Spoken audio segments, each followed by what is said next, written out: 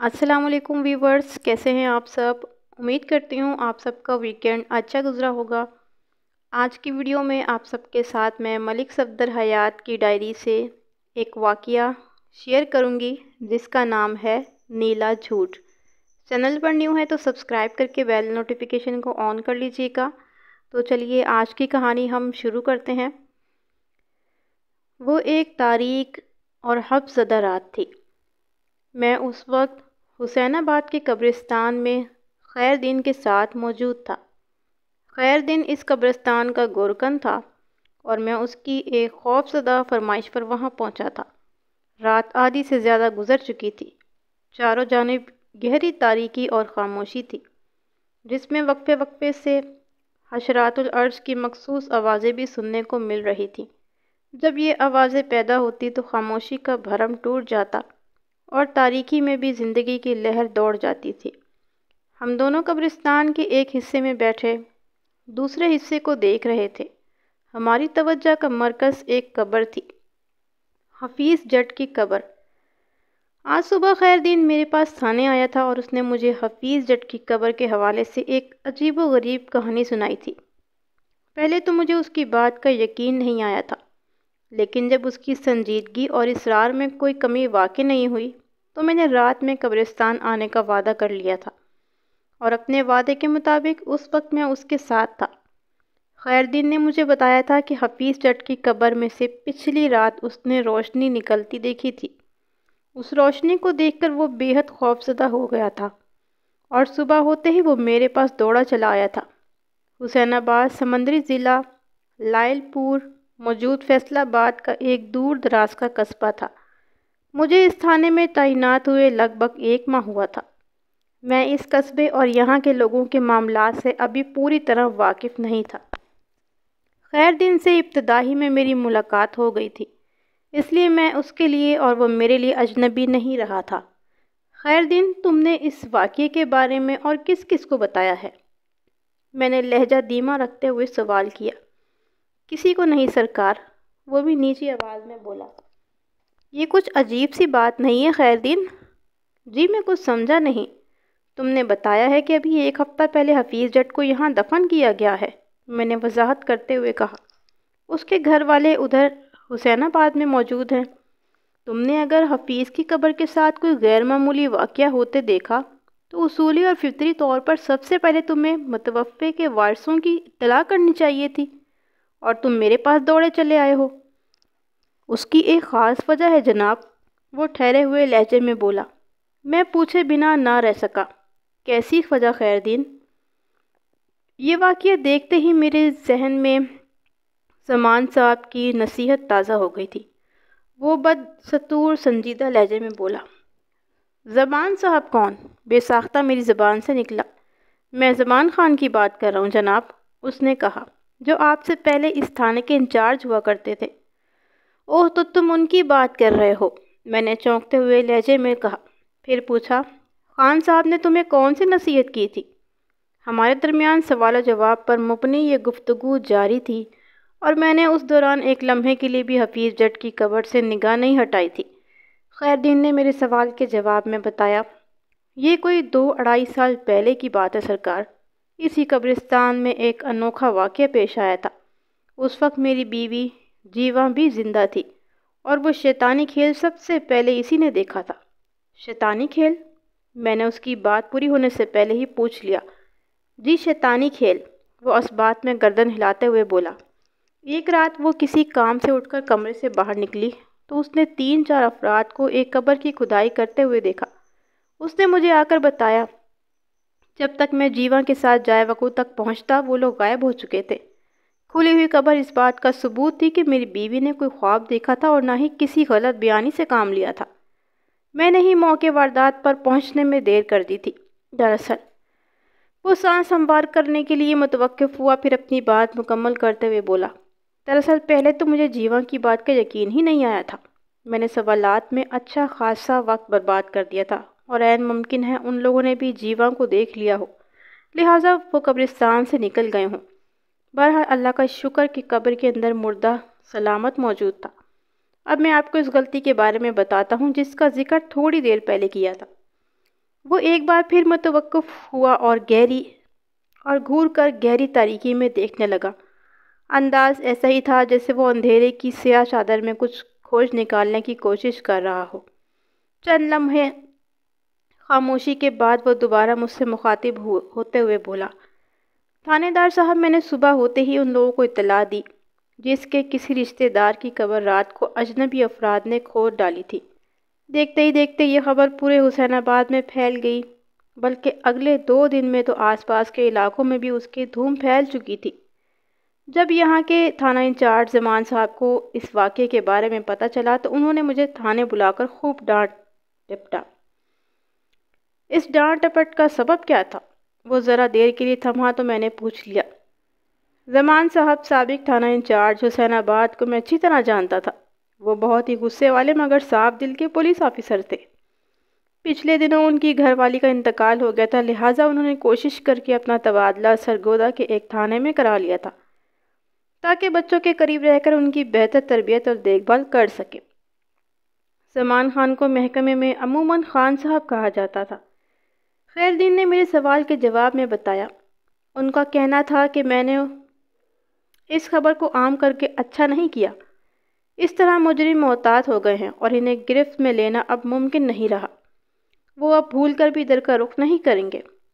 خان صاحب کا خیال تھا کہ اگر میں اس واقعے کے بارے میں صرف انہی کو اطلاع دیتا تو آئندہ راتوں میں قبرستان کی نگرانی کر کے ان مجرموں کو پکڑا جا سکتا تھا۔ انہوں نے اس موقع پر مجھے سختی سے ہدایت کی تھی کہ آئندہ کبھی بھی قبرستان کی حدود میں اس نوعیت کی کوئی خفیہ سرگرمی دیکھوں تو چپ چاپ تھانے پہنچ کر انہیں اطلاع دوں۔ وہ فیصلہ کریں گے کہ اس کے بعد کیا کرنا ہے۔ اور یقین جانیں، زمان صاحب نے بالکل سچ کہا تھا۔ جب بعد میں ان کے حکم پر باقی قبروں کا باریک بینی سے معائنہ کیا گیا تو یہ حیرت انگیز انکشاف ہوا کہ 3 قبروں کو کھود کر بڑی صفائی سے بند کر دیا گیا تھا۔ جب مذکورہ 3 قبروں کا زمان صاحب نے کھدوا کر اپنی نگرانی میں جائزہ لیا تو پتہ چلا کہ ان قبروں میں دفن مردوں کی ہڈیاں غائب تھیں۔ وہ قدرے پرانی قبریں تھیں، لہٰذا ان کے اندر مردوں کے جسم باقی رہنا ممکن نہیں تھا۔ خان صاحب کی نصیحت پر عمل کر کے تم نے عقل مندی کا ثبوت دیا ہے خیردین، میں نے گھمبیر انداز میں کہا، لیکن ہمیں یہاں بیٹھے ہوئے لگ بھگ آدھا گھنٹہ ہو گیا ہے مگر اس قبر میں سے ابھی تک روشنی نہیں نکلی۔ اس حفظدہ گرم رات میں اور کتنی دیر یہاں بٹھاؤ گے؟ تھانے دار صاحب، میں نے کل صبح تھانے آ کر آپ کے سامنے جو کچھ بھی بیان کیا تھا اس میں ایک لفظ بھی غلط نہیں، وہ وضاحت کرتے ہوئے بولا۔ رات میں نے خود اپنی آنکھوں سے حفیظ جٹ کی قبر میں سے نیلے رنگ کی روشنی نکلتے دیکھی تھی، لیکن تم نے تو صرف روشنی کا ذکر کیا تھا۔ میں نے گھو کر اسے دیکھا۔ نیلا رنگ تم نے ابھی اس میں شامل کیا ہے، یہ کیا ماجرا ہے خیردین؟ شاید میں صبح روشنی کے رنگ کے بارے میں آپ کو بتانا بھول گیا تھا، وہ معذرت خواہ انداز میں بولا۔ وہ روشنی نیلے ہی رنگ کی تھی، جیسے گیس والے اسٹوڈ میں سے نیلی آگ کے شعلے نکلتے ہیں۔ قدرتی آگ کے شعلوں کا رنگ تو نارنجی سرخ ہی ہوتا ہے، لیکن اگر اس آگ کے اندر کسی قسم کی گیس کا پریشر بھی شامل ہو تو یہی نارنجی سرخ شعلے نیلگوں صورت اختیار کر لیتے ہیں۔ اس زمانے میں سوئی گیس کا تصور نہیں تھا اور گیس ویلڈنگ بھی گاؤں دیہات والوں کی نظروں سے نہیں گزرتی تھی، لہٰذا وہ نیلی آگ کے وجود سے آشنا نہیں تھے۔ جب یہ خیردین خاصا گھبرایا ہوا نظر آتا تھا، لیکن میرا ذہن اس حوالے سے ابھی تک مطمئن نہیں ہوا تھا۔ میں خیردین کے ساتھ قبرستان کے اندر نیلی روشنی کے نظارے کے لیے گھات لگائے تو بیٹھا تھا، مگر میرا دماغ خاصا الجھا ہوا تھا۔ اپنی اس الجھن کی سلجھن کے لیے میں نے خیردین سے پوچھ لیا، تمہاری گھر والی کے انتقال کو کتنا عرصہ ہوا ہے؟ یہی کوئی 1.5-2 سال، اس نے جواب دیا۔ جیوا نے اپنی موت سے کوئی 6-8 ماہ پہلے ہی وہ قبر کی کھدائی والا واقعہ دیکھا تھا۔ کیا جیوا کی قبر بھی اسی قبرستان میں ہے؟ جی، اس نے اس بات میں گردن ہلائی اور ایک جانب اشارہ کرتے ہوئے بولا، وہ ادھر تیسری قبر جیوا کی ہے۔ کیا تم جیوا کے انتقال کے بعد اس قبرستان میں اکیلے ہی رہ رہے ہو؟ میں نے گہری سنجیدگی سے استفسار کیا۔ جی ہاں۔ وہ میری سنجیدگی پر چونک اٹھا، پھر پوچھا، آپ نے مجھ سے یہ سوال کیوں کیا ہے تھانے دار صاحب؟ میں نے اس کے استفسار پر توجہ نہیں دی اور پوچھا، کیا پہلے بھی تمہیں اس قسم کے غیر معمولی منظر نظر آتے رہے ہیں؟ میرا مطلب ہے جیوا کے انتقال کے بعد سے اب تک۔ کہیں آپ یہ تو نہیں سمجھ رہے کہ اس قبرستان میں اکیلے رہتے ہوئے میں کسی ذہنی یا نفسیاتی مرض میں مبتلا ہو گیا ہوں؟ وہ خفیہ میز لہجے میں بولا۔ میرا دماغ خراب ہو گیا ہے جو الٹی سیدھی چیزیں دیکھنے لگا ہوں، میں نے خیر دن گورکن کی آنکھوں میں جھانکتے ہوئے ٹھوس لہجے میں کہا۔ ایسے ناممکن تو نہیں ہے۔ آپ کو میری بات کا یقین نہیں آیا نا؟ وہ دور تاریکی میں گھورتے ہوئے بولا۔ اب آپ خود اپنی آنکھوں سے یہ نظارہ بھی دیکھ لیں۔ میں نے خیر دن کی نگاہ کا تعاقب کیا اور آن واحد میں میری نظر حفیظ جٹ کی قبر تک پہنچ کر ٹھہر گئی۔ خیر دن نے مجھ سے غلط بیانی نہیں کی تھی۔ حفیظ جٹ کی قبر میں سے واقعی نیلی روشنی خارج ہو رہی تھی۔ یہ نیلی روشنی شعاؤں کی شکل میں نہیں بلکہ شعلوں اور لپٹوں کی صورت میں نکل رہی تھی، جیسے اس قبر کے اندر کوئی بھٹی دہک رہی ہو۔ اس منظر نے مجھے مبہوت سا کر دیا تھا۔ خیر دن کی سرسراتی ہوئی آواز میری سماعت سے ٹکرائی۔ تھانے دار صاحب، اب تو آپ کو میری بات کا یقین آ گیا نا؟ آنکھوں دیکھی حقیقت پر بے یقینی کا سوال ہی نہیں پیدا ہوتا۔ لیکن میں خیر دن کی طرح خوفزدہ نہیں تھا۔ میں نے اپنی جگہ سے کھڑے ہوتے ہوئے کہا، آؤ خیر دن چل کر دیکھتے ہیں یہ کیا ماجرا ہے۔ کیا آپ حفیظ جٹ کی قبر کے قریب جائیں گے؟ وہ سہمی ہوئی آواز میں بولا۔ ظاہر ہے اتنی دور کھڑے ہو کر تو حقیقت سے آگاہی حاصل نہیں ہو سکتی نا؟ میں نے معتدل انداز میں کہا۔ ادھر جا کر ہی پتہ چلے گا حفیظ جٹ کی قبر کے ساتھ ایسا کیوں ہو رہا ہے۔ تو کیا میں بھی آپ کے ساتھ چلوں؟ کیوں، کیا تمہیں ڈر لگ رہا ہے خیر دن؟ میں نے پوچھا۔ پتہ نہیں جناب، یہ کیسا چکر ہے؟ وہ بدستور سہمی ہوئی آواز میں بولا۔ یہ کوئی خطرناک معاملہ بھی ہو سکتا ہے، آپ میری بات سمجھ رہے ہیں نا؟ میں نے بڑی حد تک اس کے ذہن کو پڑھ لیا تھا، مگر پھر بھی پوچھ لیا، کیسا خطرناک چکر خیر دن؟ مثلاً کوئی ہوائی چکر، کوئی نادیدہ مخلوق؟ وہ جھرجھراتی ہوئی آواز میں بولا۔ شاید تمہارا اشارہ جن یا بھوت کی طرف سے ہے۔ جی تھانے دار صاحب، یہ چیزیں وجود تو رکھتی ہیں نا؟ وہ گھبراہٹ بھرے لہجے میں بولا۔ کل جب میں نے یہ منظر دیکھا تو میں آگے نہیں گیا تھا، اپنے کوارٹر کے دروازے پر ہی کھڑا رہا تھا۔ قبرستان کے ایک کونے میں گورکن کی رہائش کے لیے ایک کمرہ بنا ہوا تھا۔ خیر دن نے اسی کوارٹر کا ذکر کیا تھا۔ میں نے اس کی سراسیمہ حالت کے پیش نظر کہا، خیر دن، اگر تمہیں ڈر لگ رہا ہے تو تم اپنے کوارٹر میں جا کر آرام کرو، میں خود ہی جا کر دیکھ لیتا ہوں کہ حفیظ جٹ کی قبر کے ساتھ کیا معاملہ ہے۔ تو آپ کو ڈر نہیں لگ رہا؟ وہ بے یقینی سے مجھے دیکھنے لگا۔ ڈر اور خوف کو جوتا بنا کر میں اپنے پاؤں میں پہنتا ہوں خیر دن، میں نے حفیظ جٹ کی قبر کی جانب قدم اٹھاتے ہوئے کہا۔ اگر میں جنوں، بھوتوں اور چڑیلوں سے ڈرنے لگا تو پھر ہو گئی تھانے داری۔ میں نے لمحاتی توقف کر کے گہری سانس لی، پھر اضافہ کرتے ہوئے کہا، پولیس ڈپارٹمنٹ کسی اور کھلی کی مانند ہے، جب اس میں سر دے دیا تو پھر ڈنڈوں سے کیا ڈرنا۔ آپ تو بہت بہادر پولیس آفیسر ہیں۔ وہ ستائشی نظر سے مجھے دیکھنے لگا۔ تم بھی کچھ کم دلیر نہیں ہو خیر دن، میں نے اس کی کلائی پکڑتے ہوئے کہا، آؤ میرے ساتھ۔ بادل نخواستہ وہ میرے ساتھ چل پڑا۔ چند سیکنڈ یا زیادہ سے زیادہ 1 منٹ کے بعد ہم حفیظ جٹ کی قبر پر تھے۔ ہمارے وہاں پہنچتے ہی ایک عجیب واقعہ ہوا، اور وہ یہ کہ وہ نیلی آگ دھیمے ہوتے ہوتے بجھ گئی۔ اب وہ ایک عام اور نارمل قبر نظر آ رہی تھی۔ مجھے اچھی طرح یاد ہے جب ہم حفیظ جٹ کی قبر کے قریب پہنچ رہے تھے تو میں نے کسی انسان کے کرہنے کی آوازیں بھی سنی تھی، جیسے کوئی شخص انتہائی اذیت کے عالم میں داد فریاد کر رہا ہو۔ لیکن جیسے ہی قبر پر پہنچے یہ آواز بھی آنا بند ہو گئی تھی، اور اس کے ساتھ ہی وہ نیلی آگ بھی دیکھتے ہی دیکھتے غائب ہو گئی تھی۔ اس حیرت انگیز صورتحال کے پیش نظر میرے ذہن میں جو پہلا خیال آیا وہ تھا عذاب قبر۔ میں نے اپنے خیالات سے جب خیر دن کو آگاہ کیا تو وہ عجیب سے لہجے میں بولا، تھانے دار صاحب، اس قبرستان میں نیک و بد ہر قسم کے انسانوں کے جنازے لائے جاتے ہیں۔ میں نے کبھی کسی قبر کے ساتھ ایسا واقعہ ہوتے نہیں دیکھا۔ جو بات کبھی نہ ہوئی ہو، میں نے سوچ میں ڈوبے ہوئے لہجے میں کہا، اس کا مطلب یہ نہیں ہوتا کہ وہ آئندہ بھی کبھی نہیں ہوگی۔ میں نے اپنی پیشہ ورانہ زندگی میں عذاب قبر کے 2-3 واقعات اپنی آنکھوں سے دیکھے ہیں۔ تمہارے لیے یہ پہلا تجربہ ہو سکتا ہے۔ جی، میں نے اپنی ساری زندگی قبرستان میں گزاری ہے، لیکن اس سے پہلے میں نے کبھی کوئی ایسا واقعہ نہیں دیکھا۔ وہ خوفزدہ نظر سے حفیظ جٹ کی قبر کو گھورتے ہوئے بولا۔ ویسے ہمارے مذہب میں تو عذاب قبر کا ذکر ہے۔ ہمارے مذہب میں قرآن و سنت اور احادیث مبارکہ کے توسط سے جو کچھ شامل ہے اس پر یقین رکھنا ہمارے ایمان کا حصہ ہے، میں نے گہری سنجیدگی سے کہا۔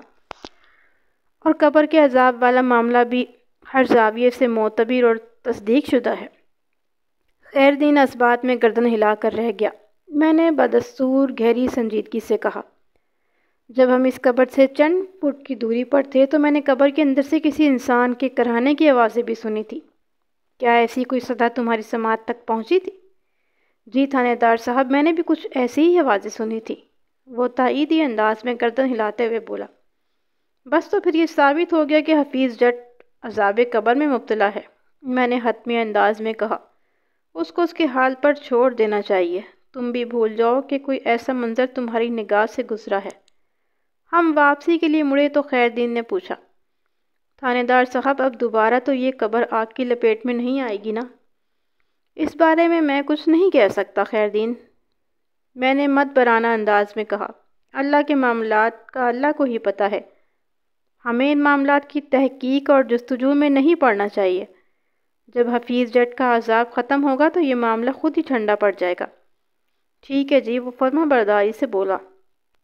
آپ جیسے کہتے ہیں میں ویسا ہی کروں گا۔ ایک کام تو میں یہ بھی کرنا ہے خیر دین، میں نے ٹھہرے ہوئے لہجے میں کہا۔ اس قصے کو ادھر ہی دفن کر دو، کسی سے بھی اس کا ذکر کرنے کی ضرورت نہیں ہے، یہ بات ہم دونوں کے بیچ میں ہی رہنا چاہیے۔ اس نے مجھے یقین دلایا کہ وہ میری ہدایت پر عمل کر لے گا۔ میں تو اس علاقے میں نیا ہوں، میں نے اپنی بات کو آگے بڑھاتے ہوئے کہا۔ یہاں کے لوگوں کے بارے میں اچھی طرح نہیں جانتا۔ تمہاری ساری زندگی حسین آباد کے قبرستان میں گزری ہے، لہٰذا حسین آباد کے بچے بچے سے تم واقف ہوگے۔ حفیظ کے بارے میں تمہارا کیا خیال ہے؟ جی میں کچھ سمجھا نہیں، وہ سوالیہ نظر سے مجھے دیکھنے لگا۔ مطلب یہ کہ اس بندے کے اعمال و کردار کیسا تھا؟ میں نے وضاحت کرتے ہوئے کہا، اگر مرنے کے بعد یہ عذاب قبر میں مبتلا ہے تو یقیناً اس سے زندگی میں کوئی بہت بڑا گناہ ہوا ہوگا۔ ایسی تو کوئی بات نہیں ہے جناب اعلیٰ، وہ پریشان نظر سے مجھے دیکھتے ہوئے بولا۔ حفیظ جٹ تو بہت ہی نیک اور شریف انسان تھا، نماز روزے کا پابند اور عبادت گزار۔ حسین آباد میں کسی کو اس سے کوئی شکایت نہیں تھی، یہ سب اپنی جگہ درست ہوگا، میں نے کہا۔ لیکن میں نے ابھی اپنی آنکھوں سے جو کچھ دیکھا ہے اس کی تشریح جب تک نہیں ہوگی میں مطمئن نہیں ہوگا۔ بہرحال میں نے لمحاتی توقف کر کے اس کی آنکھوں میں دیکھا، پھر پوچھا، تم نے کیا بتایا تھا حفیظ جٹ کو 1 ہفتہ پہلے یہاں دفن کیا گیا تھا؟ جی ہاں، اس کی تدفین کو ابھی 8-10 دن ہی ہوئے ہیں، خیر دین نے جواب دیا۔ ہم باتیں کرتے ہوئے اس کے کوارٹر کے پاس پہنچ گئے۔ میں نے سوال کیا، تم نے پچھلی رات پہلی مرتبہ حفیظ جٹ کی قبر میں سے نیلی آگ نکلتے دیکھی تھی، یہ پچھلے 8-10 دن میں بھی پہلے یہ منظر دیکھ چکے ہو؟ جی کل رات پہلی بار اور آج رات دوسری دفعہ، وہ سنجیدگی سے بولا۔ ٹھیک ہے، میں نے ٹھہرے ہوئے لہجے میں کہا، ابھی تو سب ٹھیک ہو گیا ہے، کل دیکھوں گا اس حوالے سے کیا کیا جا سکتا ہے۔ تم بے فکر ہو کر سو جاؤ اور اس بات کا یقین رکھو کہ تمہاری جان کے لیے خطرے والی کوئی بات نہیں، اور اگر دوبارہ اس قبر سے آگ نکلنا شروع ہو گئی تو؟ خیر دین کا خوف ابھی تک پوری طرح رفع نہیں ہوا تھا۔ میں نے بے پرواہی سے کہا، تو نکلنے دینا، جس نے جو کچھ بھی اچھا برا کیا ہے وہ اس کے سامنے تو آنا ہے، کسی کے سامنے دنیا میں، کسی کے سامنے قبر میں، اور کسی کے سامنے ادھر دوسری دنیا میں جسے ہم آخرت کا نام دیتے ہیں۔ وہ منہ سے کچھ نہ بولا، بس اس بات میں گردن ہلا کر رہ گیا۔ میں نے اسے سختی سے ہدایت کر دی کہ فی الحال وہ اس واقعے کے بارے میں کسی سے کوئی بات نہ کرے۔ اس نے میری نصیحت پر عمل کرنے کی یقین دہانی کرائی اور میں قبرستان سے نکل کر تھانے آ گیا۔ میں نے یہ جو قبرستان کا خفیہ دورہ کیا تھا اس کے بارے میں میرے تھانہ کا عملہ کچھ نہیں جانتا تھا۔ میں آج حسب معمول تھانے سے اٹھ کر اپنے سرکاری کوارٹر میں آیا تھا اور پھر آدھی رات کے وقت حسب وعدہ قبرستان پہنچ گیا۔ میں جیسے چپ چاپ کوارٹر سے نکلا ویسے ہی خاموشی کے ساتھ واپس آ کر اپنے بستر پر لیٹ گیا۔ صحن میں بچھی چرپائی پر لیٹے لیٹے میں کافی دیر تک حفیظ جٹ کی قبر کے ساتھ پیش آنے والے واقعے کے بارے میں سوچتا رہا۔ جیسا کہ میں نے پہلے بھی بتایا کہ اس سے پہلے عذاب الہی کے ایسے 4 واقعات دیکھ چکا ہوں۔ میرا دھیان بار بار نیلی آگ اور قبر میں سے خارج ہونے والی کرہنوں کی آوازوں کی طرف جا رہا تھا۔ میرے نزدیک اس بات میں کوئی دو رائے نہیں ہو سکتی تھی کہ حفیظ جٹ کی قبر کے ساتھ جو کچھ بھی پیش آیا تھا وہ عذاب الہی کی ایک قسم تھی، مگر اس نقطے کو میں سمجھ نہیں پایا تھا کہ آگ نارنجی یا سرخ ہونے کے بجائے نیلے رنگ کی کیوں تھی۔ یہ بہت اہم سوال تھا جس کا کافی سوچ بچار کے بعد بھی میرے ذہن میں کوئی جواب نہ آیا تھا۔ تھک ہار کر میں نے نیند کی آغوش میں سر رکھ دیا۔ اگلی صبح بڑی سنسنی خیز ثابت ہوئی۔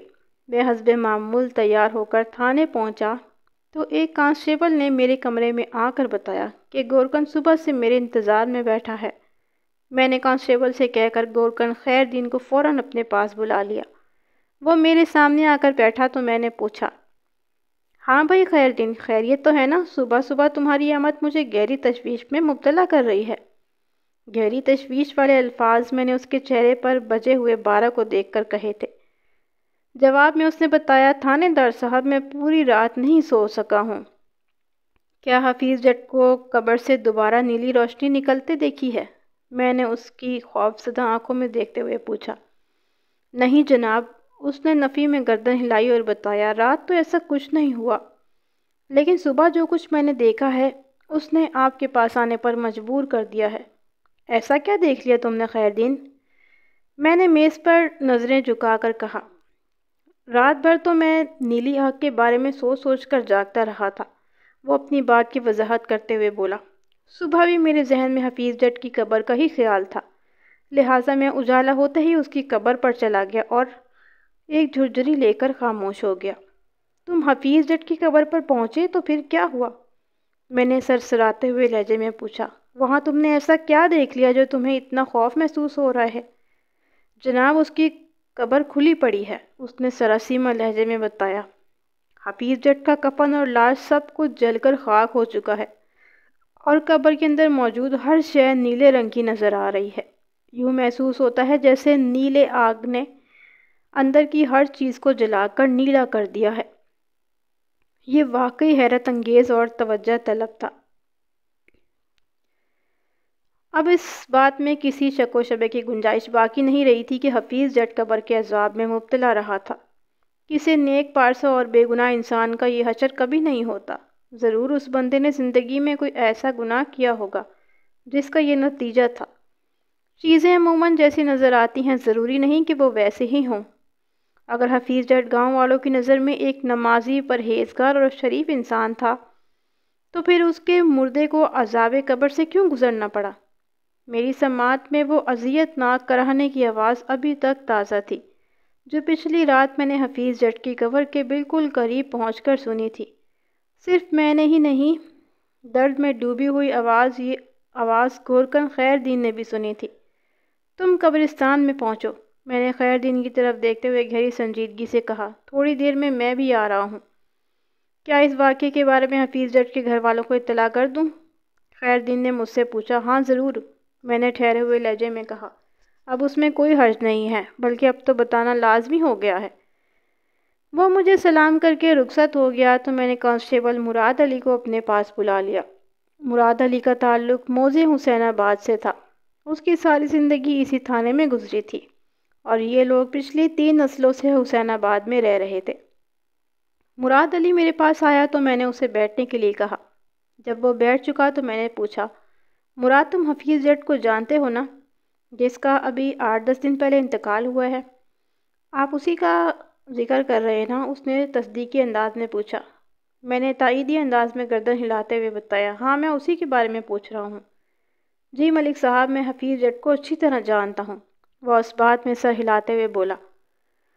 بلکہ میں تو حسین آباد کے ایک ایک بندے کو اچھی طرح جانتا ہوں۔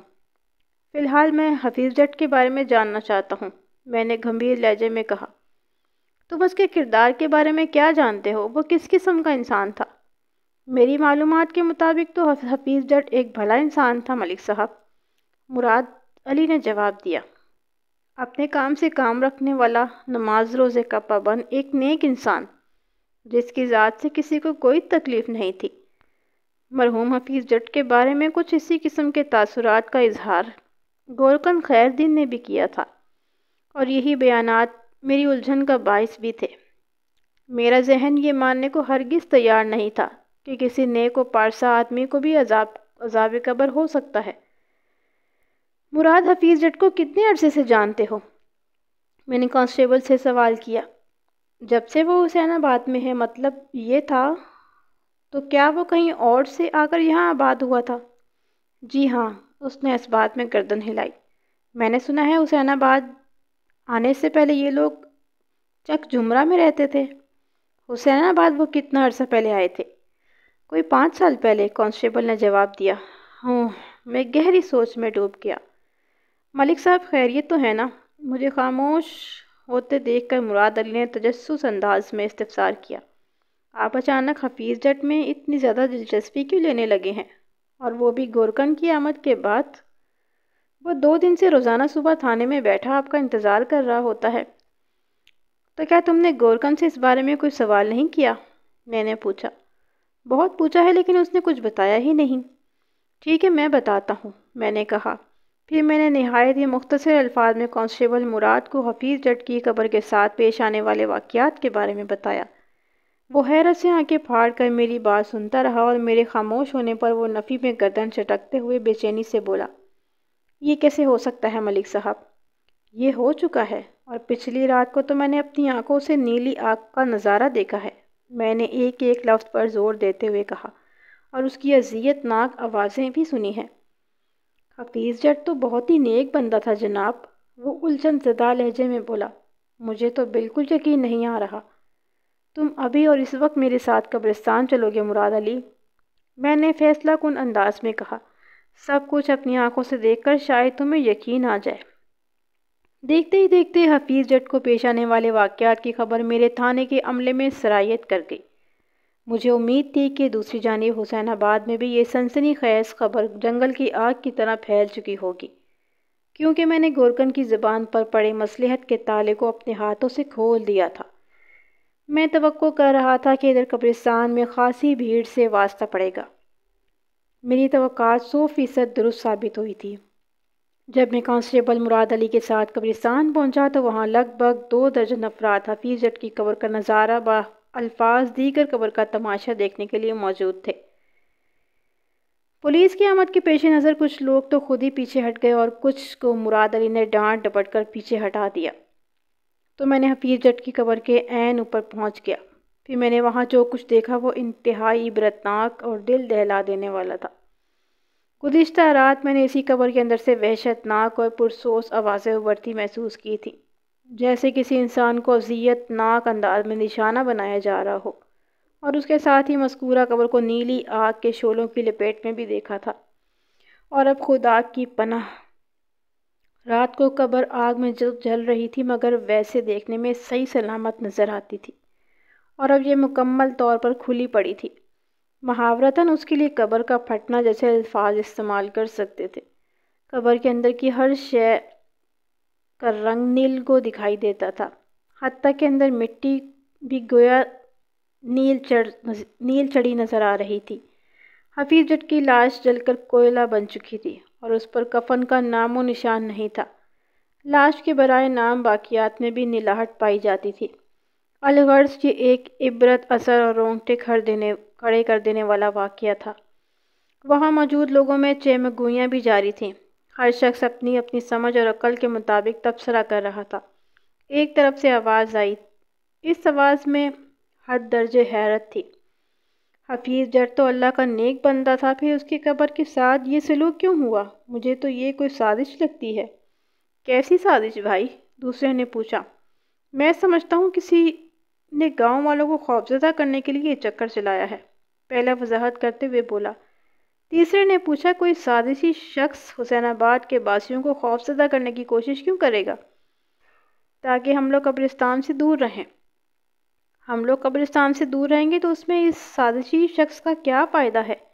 یہ استفسار کسی چوتھے شخص کی طرف سے آیا تھا۔ تم لوگوں کو 2 سال پہلے والا واقعہ تو یاد ہوگا۔ پہلا اپنی بات کو ثابت کرنے کے لیے پورا زور مار رہا تھا، جب کچھ لوگوں نے بڑے پراسرار انداز میں قبریں کھود کر مردوں کی لاشیں اور ہڈیاں چرانا شروع کر دی تھیں۔ ہاں ہاں، سب نے اس بات میں گردن ہلائی اور بیک زبان ہو کر بولے۔ اس واقعے کو کون بھلا سکتا ہے؟ مجھے یہ اس سلسلے کی کڑی نظر آتی تھی۔ پہلا گہری سنجیدگی سے بولا، ہو سکتا ہے وہ لاش اور ہڈی چور گردہ دوبارہ متحرک ہو گیا ہو، اور اپنی کارروائی سے پہلے ان لوگوں نے حفیظ جٹ کی یہ قبر کا حشر کر کے گاؤں والوں کو خوفزدہ کرنے کی کوشش کی ہو، تاکہ لوگ قبرستان کا رخ نہ کریں اور اس بات کا فائدہ اٹھا کر اپنی سرگرمیاں جاری رکھ سکیں۔ ورنہ وہ مقررہ نما شخص تھوڑی دیر کے لیے متوقف ہوا، پھر ایک گہری سانس لینے کے بعد اپنی بات کو مکمل کرتے ہوئے بولا، ورنہ کوئی سوچ بھی سکتا ہے کہ حفیظ جٹ جیسے نمازی اور پرہیزگار شخص کی قبر کے ساتھ یہ حشر ہو؟ یہ تو اللہ کا نیک بندہ تھا۔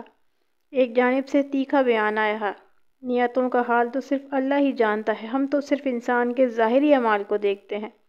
ہو سکتا ہے حفیظ جٹ اپنی 55 سالہ زندگی میں کسی ایسے گناہ کا مرتکب ہوا ہو جس کی سزا کے طور پر اللہ نے اسے عذاب میں مبتلا کر دیا ہے۔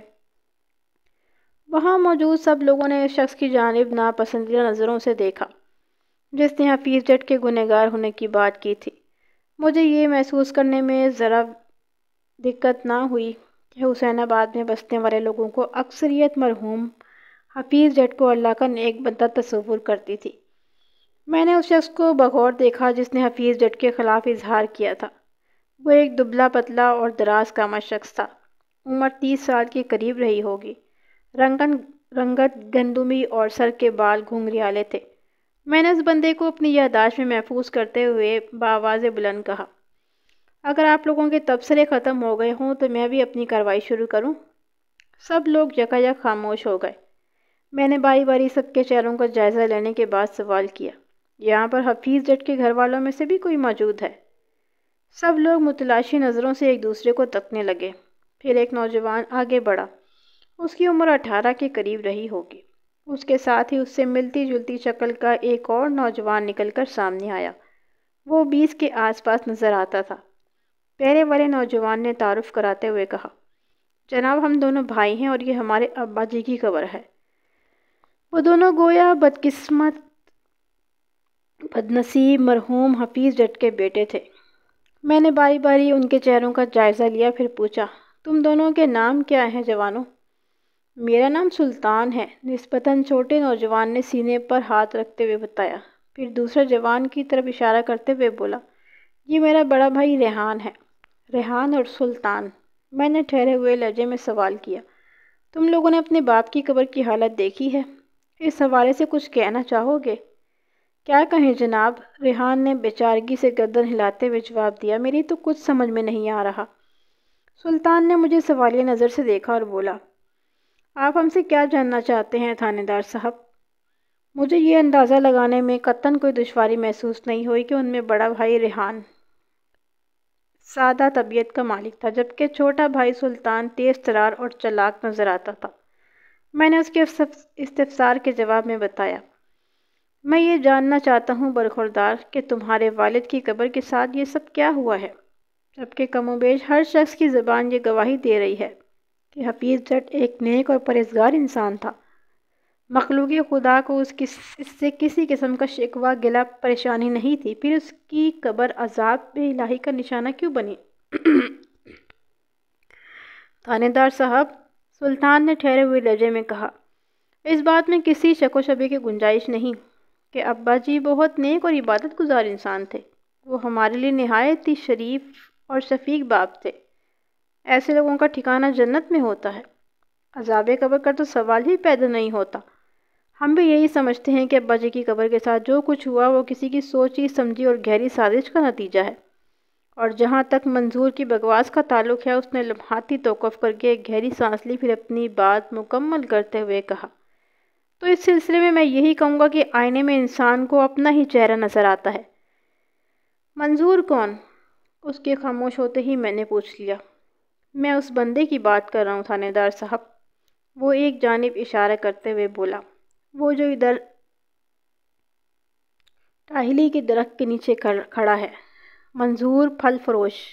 میں نے اپنی نگاہ کو سلطان کے اشارے کے تعاقب میں دوڑایا تو وہ اس گھنگریالے بالوں والے دبلے پتلے اور دراز قامت شخص پر جا کر رک گئی جس نے تھوڑی دیر پہلے حفیظ جٹ کے بارے میں اظہار کیا تھا۔ اچھا، میں نے معنی خیز انداز میں گردن ہلاتے ہوئے کہا، تو اس بندے کا نام منظور ہے؟ جی تھانے دار صاحب، یہی ہے منظور علی عرف منظور پھل فروش، سلطان نے طنزیہ لہجے میں کہا۔ خود تو کبھی مسجد میں جانے کی توفیق نہیں ہوئی، جو جاتے ہیں ان کا مذاق اڑاتا رہتا ہے۔ میں اس کے کان کھینچوں گا، میں نے تسلی بھرے لہجے میں کہا۔ سلطان، ابھی تھوڑی دیر پہلے تم نے آئینے میں اپنا چہرہ نظر آنے والی بات کی ہے، اس کا کیا مطلب تھا؟ دراصل بات یہ ہے جناب کہ منظور پھل کی تول میں بڑی ڈنڈی مارتا ہے۔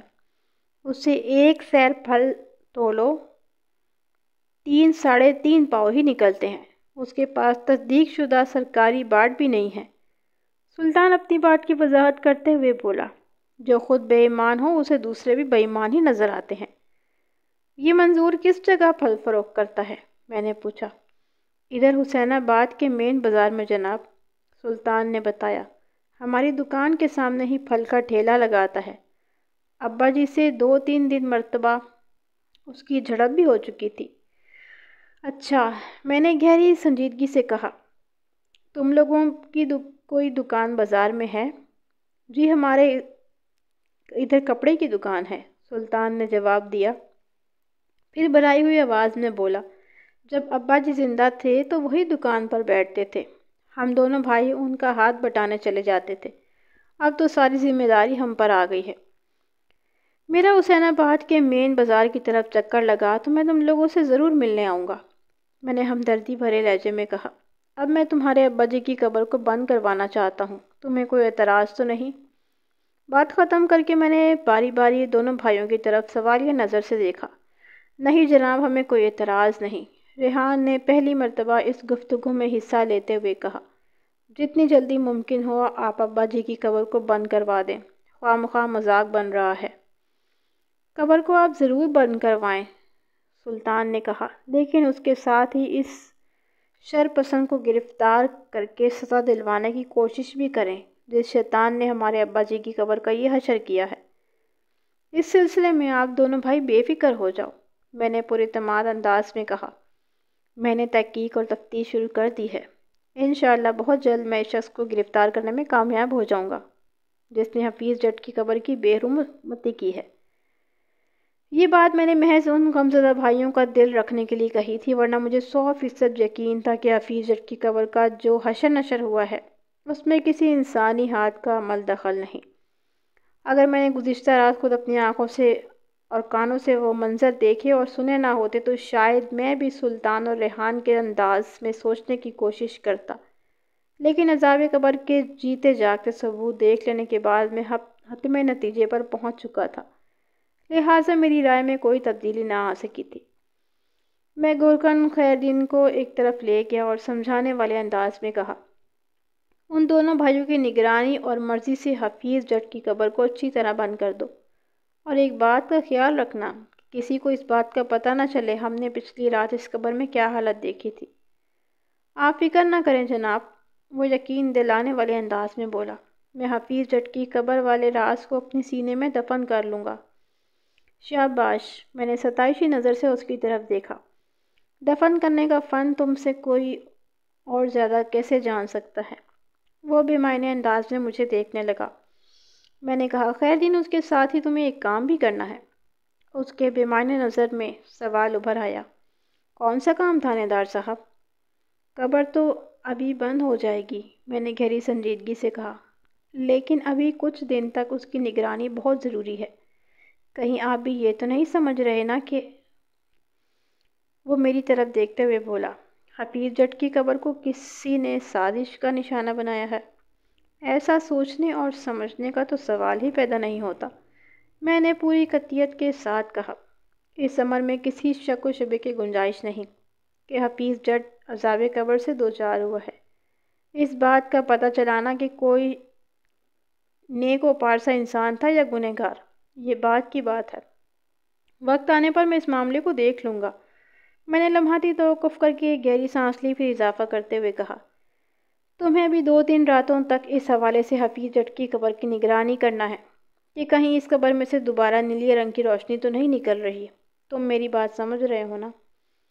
بڑی چنگی طرح سمجھ رہا ہوں سرکار، وہ اس بات میں گردن ہلاتے ہوئے بولا۔ ٹھیک ہے، میں نے مطمئن انداز میں گردن ہلائی۔ اگر کوئی بھی غیر معمولی بات محسوس کرو تو مجھے اس کی اطلاع دینا نہیں بھولنا۔ جی آپ بے فکر ہو جائیں، وہ بڑے اعتماد سے بولا۔ میں نے کہا، اب تم حفیظ جٹ کے بیٹوں کے حسب منشا اس قبر کو بند کر کے بالکل ویسا ہی بنا دو جیسے یہ پھٹنے سے پہلے تھی۔ اس نے اس بات میں گردن ہلانے پر اکتفا کیا۔ میں سلطان اور ریحان کے پاس گیا اور باری باری اس کے چہروں کا جائزہ لیتے ہوئے کہا، آپ لوگ پریشان مت ہوں، میں بہت جلد اس راز تک رسائی حاصل کر لوں گا کہ آپ کی ابا جی کی قبر کے ساتھ یہ افسوسناک واقعہ کیوں پیش آیا ہے۔ میں نے لمحاتی توقف کر کے ایک گہری سانس لی اور پھر اپنی بات مکمل کرتے ہوئے کہا، میں کسی وقت گھر آ کر تمہاری امی سے بھی اس سلسلے میں بات کروں گا۔ بخت بی بی کو تسلی دلانا بھی میرا فرض بنتا ہے۔ یہ مجھے معلوم ہو گیا تھا کہ حفیظ جٹ نے اپنے پیچھے 100 گوار، ایک بیوی، ایک جوان بیٹی اور جوان بیٹے چھوڑے تھے۔ حفیظ جٹ کی بیوی کا نام بخت بیوی اور بیٹی کا نام فرزانہ تھا۔ دونوں بیٹوں کے نام آپ کے علم میں آ چکے ہیں۔ وہ دونوں ممنوعیت بھری نظر سے مجھے دیکھنے لگے۔ میں مراد علی کے ساتھ واپس تھانے آ گیا۔ جیسا کہ میں عرض کر چکا ہوں، میرے نزدیک یہ عذاب قبر کا ایک سنگین اور عبرتناک واقعہ تھا۔ میں کسی قیمت پر یہ ماننے کو تیار نہیں تھا کہ کسی شخص کی سازش کے تحت حفیظ جٹ کی قبر کو کھول کر اس کی لاش کی بے حرمتی کی ہو، کیونکہ میں پچھلی رات خود اپنی آنکھوں سے اس قبر کے اس سپرد عذاب دیکھ چکا تھا، اور میں نے اسی قبر کے اندر سے اذیت میں ڈوبی ہوئی انسانی آواز بھی سنی تھی، جیسے کوئی خوفناک تشدد سے گھبرا کر زندگی کی بھیک مانگ رہا ہو۔ لیکن یہاں پر ایک اہم سوال پیدا ہوتا تھا۔ سوال یہ تھا کہ اگر حفیظ جٹ اپنی کسی گناہ کی پاداش میں عذاب قبر میں مبتلا ہو بھی گیا تھا تو اس خدائی معاملے سے پولیس کا کیا واسطہ؟ یہ سوال آپ میں سے بھی بہت سے لوگوں کے ذہنوں میں سر اٹھا رہا ہوگا۔ پہلے میں نے بھی یہی سوچا تھا، جو ہوا سو ہوا۔ میں حفیظ جٹ کی قبر کو بند کروانے کے بعد اس معاملے سے الگ ہو جاتا ہوں، لیکن پتہ نہیں کیوں میرے ذہن میں اس واقعے کے حوالے سے ایک چنگاری سی مسلسل حرارت اور جلن پیدا کر رہی تھی۔ چھٹی حس بار بار مجھے اس معاملے کی تحقیق پر مجبور کر رہی تھی۔ میں نے پیشہ ورانہ زندگی میں اپنے اندر کی آواز کو نظر انداز نہیں کیا۔ اس آواز نے ہمیشہ درست سمت میں میری رہنمائی کی تھی۔ میں اپنی اس خصوصیت یا صلاحیت کو عطیہ خداوندی سمجھتا تھا، اور جہاں تک خدائی یا انسانی معاملے کا تعلق تھا تو میرے خیال میں ان دونوں معاملات کو ایک دوسرے سے جدا کرنا ممکن نہیں تھا۔ بالواسطہ یا بلا واسطہ انسان کا ہر معاملہ خدا سے اور خدا کا ہر معاملہ انسان سے جڑا ہوا ہے۔ اگر اس ذات باری کو اپنا یہ معاملہ مجھ سے چھپا کر اور غیر متعلق رکھنا ہوتا تو پھر نمبر 1، گورکن کو حفیظ جٹ کی قبر میں سے نیلی روشنی خارج ہوتی دکھائی نہ دیتی۔ نمبر 2، اس تحیر آمیز واقعے کی اطلاع مجھ تک نہ پہنچاتا۔ نمبر 3، میں گورکن کی اطلاع پر نصف شب کو مئی کی ایک تپتی ہوئی ہفت زدہ رات میں قبرستان میں گھات لگا کر حفیظ جٹ کی قبر کا تماشا دیکھنے نہ پہنچ جاتا۔ نمبر 4، مجھے حفیظ جٹ کی قبر پر سپرد عذاب دکھائی دیتی اور نہ ہی اس قبر کے اندر سے مجھے اس کی کردناک آوازیں سنائی دیتی۔ نمبر 5، میرے سب کچھ دیکھ لینے کے بعد حفیظ جٹ کی قبر پھٹ کر اندر کی کہانی کو تشت ازبان نہ کرتی۔ گویا قدرت نے مجھے پہلے حفیظ جٹ کی قبر کو نیلی آگ میں جلتا دکھا کر اس کی اذیت ناک فریاد سنا کر اس کیس کی طرف متوجہ کیا تھا۔ اگر اس معاملے کو اول و آخر قدرت نے اپنے ہاتھ میں رکھنا ہوتا تو پھر اس عجیب و غریب جلوہ نمائی کی ضرورت ہی کیا تھی؟ پتہ نہیں روزانہ کتنے مردوں کو روزانہ قبر کے عذاب سے دوچار ہونا پڑتا ہوگا، لیکن قدرت اپنے اس تعزیری عمل کو منظر عام پر نہیں لاتی۔ کل ملا کر اس وضاحت سے یہ نتیجہ سامنے آتا تھا کہ قدرت کا منشا تھا کہ میں اس معاملے میں آستینیں چڑھا کر کود پڑوں، اور میں دل و جان سے کود پڑا تھا۔ تھانے پہنچ کر میں نے کانسٹیبل مراد کو اپنے کمرے میں بلا کر خصوصی ہدایت دی۔ مراد، میں نے اسے مخاطب کرتے ہوئے گہری سنجیدگی سے کہا، تم حسین آباد کے رہنے والے ہو، اس لیے حفیظ جٹ کے بارے میں تم سے زیادہ معتبر معلومات کو یہ فراہم نہیں کر سکتا۔ تم ابھی سے اس کام پر جٹ جاؤ۔ ملک صاحب، میں حفیظ جٹ کے بارے میں جو کچھ جانتا تھا وہ تو آپ کو بتا چکا ہوں، وہ الجھن زدہ انداز میں میری طرف دیکھتے ہوئے بولا۔ اس کے آگے اور کیا بتاؤں؟ تم نے بتایا ہے کہ حفیظ جٹ کو پچھلے 5 سال سے جانتے ہو، کیونکہ اسے اور اس کی فیملی کو حسین آباد میں آباد ہوئے اتنا ہی عرصہ ہوا ہے۔ اس سے پہلے یہ لوگ چک جھمرا میں رہتے تھے۔ تمہارے خیال میں مرحوم ایک بھلا انسان تھا، اپنے کام سے کام رکھنے والا، نماز روزے کا پابند، ایک نیک انسان جس کی ذات سے کسی کو کوئی تکلیف نہیں تھی۔ میں نے ایک ہی سانس میں مراد کی فراہم کردہ معلومات کو دہرایا، پھر ٹھہرے ہوئے لہجے میں کہا، میں اسے آگے کا احوال جاننا چاہتا ہوں مراد علی۔ اس کے چہرے پر تذبذب ابھر آیا۔ ملک صاحب نے کچھ سمجھا نہیں۔ میں چاہتا ہوں تم اس کھوج میں لگ جاؤ کہ حفیظ جٹ کی زندگی کا وہ کون سا گوشہ تھا جو لوگوں کی نظروں سے چھپا ہوا تھا، یعنی کوئی منفی گوشہ۔ ہاں، مراد علی گہری سوچ میں ڈوب گیا۔ یہ تو سبھی جانتے ہیں کہ مرحوم حفیظ جٹ بہت ہی نیک پرہیزگار اور عبادت گزار تھا۔ میں نے اپنی بات کو آگے بڑھاتے ہوئے کہا، حسین آباد میں کسی شخص کو اس سے کوئی شکایت نہیں، وہ ایک اچھا شوہر، مہربان باپ تھا، لیکن پھر اس کے مردے کو اور قبر کا ایسا عبرتناک حشر کیوں ہوا؟ ملک صاحب، آپ کا حکم سر آنکھوں پر، وہ گہری سنجیدگی سے بولا۔ آپ جو بھی کہیں گے میں کرنے کو تیار ہوں، لیکن آپ سے میری ایک عرض ہے۔ وہ کیا؟ میں نے سوالیہ نظر سے مراد علی کو طرف دیکھا۔ حفیظ جٹ اچھا تھا یا برا، لیکن یہ ایک حقیقت ہے کہ حسین آباد کے کسی باسی کو اس سے کوئی تکلیف نہیں تھی۔ وہ وضاحتی انداز میں بولا، اب وہ مر کھپ چکا، وہ جانے اور اس کا خدا۔ آپ کیوں خواہ گڑے مردے اکھاڑ رہے ہیں؟ گڑے مردے میں نہیں، قدرت اکھاڑ رہی ہے مراد علی، میں نے ایک ایک لفظ پر زور دیتے ہوئے کہا۔ حفیظ جٹ کی قبر کو سپرد عذاب کس نے کیا؟ میں نے۔ آج صبح اس کی قبر کو پھاڑ کر اندر کا احوال لوگوں تک کس نے پہنچایا؟ میں نے۔ میرے سوالات کے جواب میں تم نہیں کے سوا اور کوئی لفظ استعمال کر ہی نہیں سکتے۔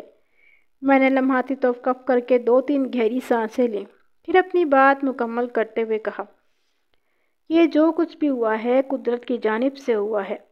قدرت حسین آباد کے لوگوں کو حفیظ جٹ کے احوال واقعے کی جانب متوجہ کرنا چاہتی ہے، اور اسی حسین آباد میں میرا تھانہ بھی ہے۔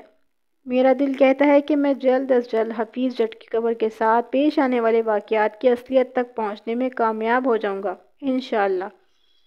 کانسٹیبل مراد علی نے میرے سامنے مزید کوئی نقطہ اعتراض نہیں اٹھایا اور مجھے سلام کر کے کمرے سے باہر چلا گیا۔ آئندہ روز میں تھانے میں فرصت دیکھتے ہوئے قبرستان کی طرف نکل آیا۔ وہ دوپہر سے تھوڑا پہلے کا وقت تھا، لیکن مئی اپنے جولان پر نظر آتا تھا۔ یوں محسوس ہو رہا تھا سورج سوا نیزے پر اتر آیا ہو۔ میں درختوں کے سائے میں چلتے ہوئے خیر دین کے کوارٹر تک پہنچ گیا۔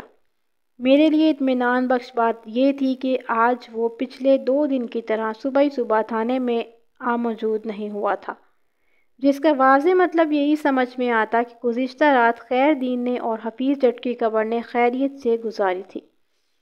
مجھے اپنی طرف آتے دیکھ کر وہ اٹھ کھڑا ہوا، پھر ایک درخت کے نیچے بچھی چرپائی کو اپنے رومال سے جھاڑتے ہوئے بولا، آئیں جی تھانے دار صاحب، تشریف رکھیں۔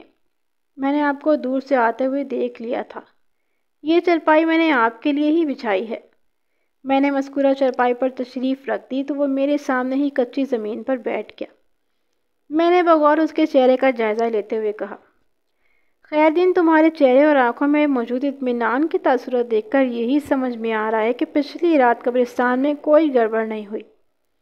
آپ کا اندازہ بالکل درست ہے تھانے دار صاحب، اسبات میں گردن ہلاتے ہوئے بولا، ادھر سب امن و امان ہی رہا ہے۔ رات کو میں گہری نیند سویا کہ آج صبح ہی آنکھ کھلی ہے۔ انسان کو اتنی گہری نیند اسی وقت آتی ہے خیر دین جب اس کے گرد پیش کا ماحول خوشگوار اور پرسکون ہو۔ میں نے بادستور اس کی آنکھوں میں جھانکتے ہوئے کہا، لگتا ہے رات کو حفیظ جٹ کی قبر کے ساتھ کوئی ناخوشگوار واقعہ پیش نہیں آیا۔ آپ بالکل ٹھیک کہہ رہے ہیں تھانے دار صاحب، وہ تائیدی انداز میں گردن ہلاتے ہوئے بولا، میں نے صبح آنکھ کھلتے ہی سب سے پہلے جا کر حفیظ جٹ کی قبر کو دیکھا، وہاں سب کچھ صحیح سلامت ہے۔ لگتا ہے پچھلی رات اس قبر کی نیلی آگ نے نہیں جلایا۔ میں سمجھتا ہوں اب حفیظ جٹ کی قبر کے ساتھ ویسا کوئی اندوناک واقعہ پیش نہیں آئے گا۔ میں نے خیال میں ڈوبے ہوئے لہجے میں کہا، قدرت کا مقصد پورا ہو چکا ہے، یہاں سے میرا کام شروع ہوتا ہے۔ تھانے دار صاحب، میں آپ کی باتوں پر ایمان لے آیا ہوں، وہ عقیدت بھری نظروں سے مجھے دیکھتے ہوئے بولا۔ مجھے یقین آ گیا ہے کہ آپ حفیظ جٹ کے بارے میں جس انداز میں سوچ رہے ہیں وہی درست ہے۔ خیر دین نے یہ بات جس سنجیدگی اور گہرائی سے کہی تھی، اس کے پیش نظر میں یہ پوچھنے پر مجبور ہو گیا تھا، میری کس داد نے تمہیں ایسا سوچنے پر مجبور کیا خیر دین؟ میں نے پچھلی رات خواب میں سب کچھ دیکھ لیا ہے تھانے دار صاحب، وہ نہایت ہی ٹھہرے ہوئے انداز میں بولا۔ حفیظ جٹ سے ضرور کوئی ایسا سنگین گناہ ہوا ہے جس کی سزا کے طور پر اس کی قبر پر اللہ کا عذاب نازل ہوا ہے۔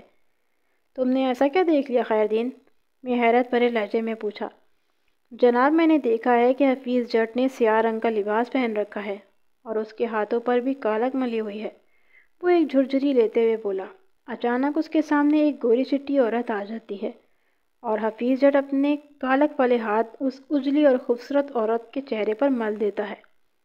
خیر دین، تمہارا خواب تو خاصا معنی خیز ہے، میں نے آنکھیں پھیلاتے ہوئے کہا۔ میں خوابوں کی تعبیر کا علم تو نہیں رکھتا، لیکن اس خواب کو سننے کے بعد ذہن میں ایک ہی بات آ رہی ہے، اور وہ یہ کہ حفیظ جٹ کے ہاتھوں سے کوئی گناہ سرزد ہوا تھا۔ جی ہاں، اس نے اس بات میں گردن ہلائی، میں بھی اس انداز میں سوچ رہا ہوں۔ ٹھیک ہے، میں نے گہری سنجیدگی سے کہا، لیکن اب الجھن کو میں ہی سلجھن میں بدلوں گا۔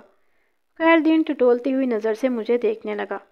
میں نے کہا، خیر دین، اپنے اس خواب کے بارے میں بھی کسی سے ذکر نہیں کرنا۔ میں جب تک اس معاملے کو حل نہیں کر لیتا، معاملہ جتنا محدود ہے اتنا ہی اچھا ہے۔ میں آپ کی بات سمجھ رہا ہوں جناب، وہ گہری سنجیدگی سے بولا۔ میں آپ کو کسی شکایت کا موقع نہیں دوں گا۔ میں مزید 10-15 منٹ تک خیر دین کے پاس بیٹھا، پھر قبرستان سے نکل کر حسین آباد کے مین بازار کی طرف آ گیا۔ دیہاتی زندگی میں مئی اور جون کو گرم ترین مہینے سمجھا جاتا ہے، کیونکہ ان مہینوں میں کھیتوں میں گندم کی فصل تیار کھڑی ہوتی ہے۔ قدرت فصل کو پکانے کے لیے آسمان سے آگ برساتی ہے۔ کھیتوں کھلیانوں میں کھڑا پانی بھی قدرت کی حدت سے ابل کر رہ جاتا ہے، اور وہاں سے اٹھنے والے بخارات فضا میں بے تحاشا حبس پیدا کر دیتے ہیں۔ پھر پکی ہوئی فصل کی ایک اپنی بھی مخصوص حرارت ہوتی ہے، اور ستم بالائے ستم کے ان دنوں میں ہوا بھی بہت کم چلتی نظر آتی ہے۔ میں پوچھتا پاچھتا منظور علی عرف منظور پھل فروش کے ٹھیلے پر پہنچ گیا۔ وہ اپنے ٹھیلے پر موسمی پھل سجائے کھڑا تھا۔ میری آمد پر وہ اٹینشن ہو گیا اور فوراً اس نے اپنا اسٹول نکال کر مجھے پیش کر دیا۔ بسم اللہ آئیں جی، بیٹھیں، اس نے بڑے ادب سے کہا۔ میں یہاں بیٹھنے نہیں آیا منظورے، میں نے سرسری لہجے میں کہا۔ میں ادھر مین بازار سے گزر رہا تھا کہ تم نظر آ گئے، بس تم نے 2-4 باتیں کروں گا اور چلا جاؤں گا۔ آپ 2-4 نہیں 200-400 باتیں کریں جی، وہ بڑے احترام سے بولا، لیکن ادھر اسٹول پر آرام سے بیٹھ کر۔ آپ کھڑے رہیں گے تو میرے لیے شرمندگی کی بات ہوگی۔ میں منظورے کے حسن اخلاق سے متاثر ہوا اور اس کی فرمائش پوری کرتے ہوئے بولا۔ اسٹول پر بیٹھ گیا۔ وہ بڑی محبت سے بولا، کون سا پھل پیش کروں جی؟ منظورے میں دعوت اڑانے نہیں، تم سے چند باتیں کرنے آیا ہوں، میں نے اس کی آنکھوں میں دیکھتے ہوئے کہا۔ تم کل ادھر قبرستان میں حفیظ جٹ کے بارے میں کیا کہہ رہے تھے؟ کیا کہہ رہا تھا جی؟ وہ سوالیہ نظر سے مجھے دیکھنے لگا۔ تم نے اس کے کردار اور اعمال کے حوالے سے کوئی بات کی تھی، میں نے یاد دلانے والے انداز میں کہا۔ اچھا، وہ اپنی گردن کو جذباتی جنبش دیتے ہوئے بولا۔ تھانے دار صاحب، میں بات کرتا ہوں سچی اور کھری، اس لیے وہ سب کو کڑوا لگتا ہوں۔ کچھ لوگ تو مجھے کافر اور پتہ نہیں کیا کیا کہتے ہیں، لیکن مجھے کسی کی پرواہ نہیں۔ ہر انسان کو مرنے کے بعد اپنی قبر میں جانا ہے اور اپنے اعمال کا حساب دینا ہے، اور اس بات میں کوئی شک نہیں ہونا چاہیے کہ جو رات قبر میں ہے وہ باہر نہیں۔ منظور خاصا باتونی ثابت ہو رہا تھا۔ میں نے کہا، منظورے میں تمہاری سچی اور کھری باتوں سے اتفاق کرتا ہوں، لیکن اس وقت ہم حفیظ جٹ کے کردار اور اعمال کے حوالے سے بات کر رہے ہیں۔ تم کس بنا پر یہ سمجھتے ہو کہ اس کی قبر کے ساتھ جو واقعہ پیش آیا ہے وہ قدرت کی طرف سے اس پر ایک عذاب تھا؟ میں آپ کو وہی تو بتا رہا ہوں تھانے دار صاحب، وہ گہری سنجیدگی سے بولا۔ وہ نیک اور پرہیزگار انسان کی عبادت ایک دکھاوا بھی ہو سکتی ہے۔ مجھے زیادہ تو نہیں پتا، مگر اتنا ضرور جانتا ہوں کہ حفیظ جٹ کپڑے کی ناپ میں گڑبڑ کرتا تھا۔ اس کے علاوہ کپڑے کا معیار بہت کم اور قیمت بھی زیادہ ہوتی ہے، اور اس کے بیٹے نے تو اس معاملے میں 2-4 ہاتھ آگے ہی ہیں۔ ان کی دکان سے خریدا ہوا کپڑا جب بھی درزی کے پاس پہنچتا ہے 1-2 گرہ کم ہی نکلتا ہے۔ چوری 1 گرہ کی ہو یا گز کی، وہ چوری ہی کہلائے گی۔ خدا کی عدالت میں بعض اوقات 1 ذرے کی چوری بھی وبال بن جاتی ہے، اور اگر وہ قادر مطلق چاہے تو بڑے سے بڑا گناہ بھی معاف کر سکتا ہے۔ منظور، تم تو اچھے خاصے مقرر ہو۔ میں نے تعریف بھری نظر سے اس کی طرف دیکھا۔ کون بے وقوف تمہیں کافر کہتا ہے؟ وہ جناب، وہ عجیب بے بسی انداز میں بولا۔ بس لوگ دکھاوے پر جاتے ہیں، دل کی دنیا تو بس خدا ہی جانتا ہے۔ کسی کی ناراضی اور غصے کی پرواہ کیے بغیر سچی بات منہ پر کہہ دیتا ہوں، اس لیے لوگ مجھے منہ پھٹ بد لحاظ، جھگڑالو اور پتہ نہیں کیا کیا کہتے رہتے ہیں۔ دنیاوی دکھاوا تو واقعی کوئی اچھی چیز نہیں ہے، اور یہ بھی درست ہے کہ انسان کا ظاہری حلیہ اس کے نیک اور پرہیزگار ہونے کی سند نہیں ہے۔ میں نے گہری سنجیدگی سے کہا۔ لیکن منظور، اللہ کو یاد کرنے کے لیے تم بھی مسجد چلے جایا کرو، اس میں کوئی حرج بھی نہیں ہے۔ وہ قادر مطلق نیتوں کا احوال بخوبی جانتا ہے۔ جی، وہ تائیدی انداز میں گردن ہلاتے ہوئے بولا، میں آپ کی نصیحت پر عمل کرنے کی پوری کوشش کروں گا۔ تم واقعی ایک معقول انسان ہو، میں نے بے ساختہ کہا۔ شکریہ جی۔ وہ ممنون بھری نظر سے مجھے تکنے لگا۔ منظور، میں نے سنا ہے کہ تمہارا حفیظ جٹ سے 2-3 بار جھگڑا بھی ہوا تھا۔ میں نے اس کی آنکھوں میں دیکھتے ہوئے کہا، کہیں تم اس وجہ سے تو اس کے خلاف نہیں بول رہے؟ ایسی کوئی بات نہیں تھانے دار صاحب، وہ نفی میں سر ہلاتے ہوئے بولا۔ یہ ایک حقیقت ہے کہ حفیظ جٹ کپڑے کی ناپ میں بے ایمانی کرتا تھا، اور کم قیمت کپڑے کے زیادہ دام بھی وصول کرتا تھا۔ اس کے علاوہ وہ کون سے گناہ کے کاموں میں ملوث تھا یہ تو مجھے نہیں پتہ۔ اس کی قبر کی حالت دیکھ کر آپ خود اندازہ لگا سکتے ہیں۔ تمہارے بارے میں حفیظ جٹ کے بیٹے سلطان سے میری تفصیلی بات ہو چکی ہے۔ اس نے آپ کو یہی بتایا ہوگا کہ میں نماز پڑھنے مسجد میں نہیں جاتا، اور میں نے اس کے باپ سے کئی بار جھگڑا بھی کیا ہے۔ میری بات مکمل ہونے سے پہلے ہی اس نے کہا، یہی بات ہے نا جناب؟ یہ بات بھی ہے۔ میں نے اس بات میں گردن ہلائی۔ اس کے علاوہ بھی اس نے مجھے تمہارے بارے میں بہت کچھ بتایا ہے۔ کیا کچھ جی؟ وہ تعجب خیر نظر سے مجھے دیکھنے لگا۔ میں نے کہا، سلطان کا کہنا ہے کہ تم پھل کو تولتے ہوئے ڈنڈی مارتے ہو۔ تم سے 1 سیر پھل خریدو تو وہ 3 پاؤ سے زیادہ نہیں نکلتا، اور تمہارے پاس اپنے ہاتھ کے بنائے ہوئے غیر سرکاری اور غیر معیاری باٹ ہیں، وغیرہ وغیرہ۔ یہ تو الٹا چور کوتوال کو ڈانٹنے والی بات ہو گئی ہے نا؟ وہ ہونٹوں پر طنزیہ مسکراہٹ سجاتے ہوئے بولا۔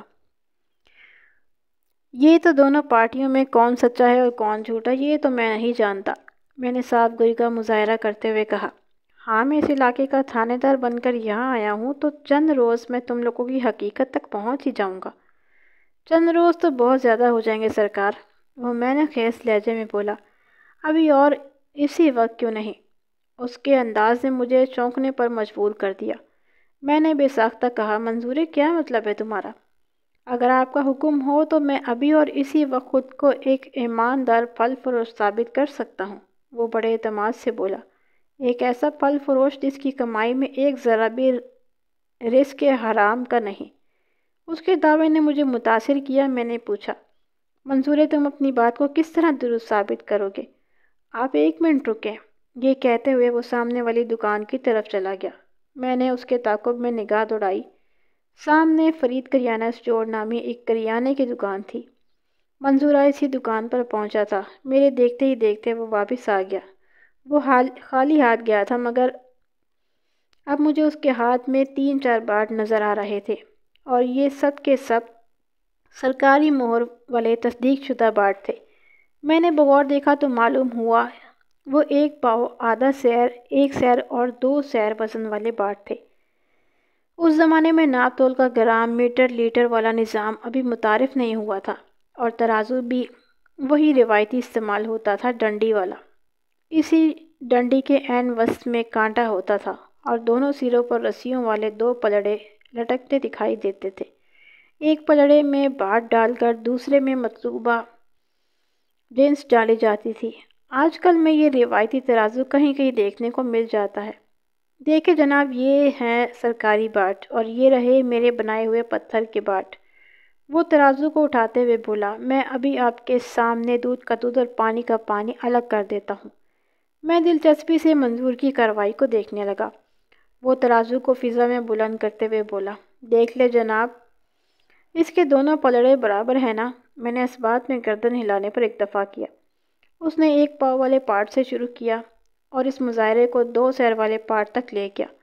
ایک پلڑے میں وہ تصدیق شدہ سرکاری باٹ رکھتا اور دوسرے میں اپنا بنایا ہوا باٹ۔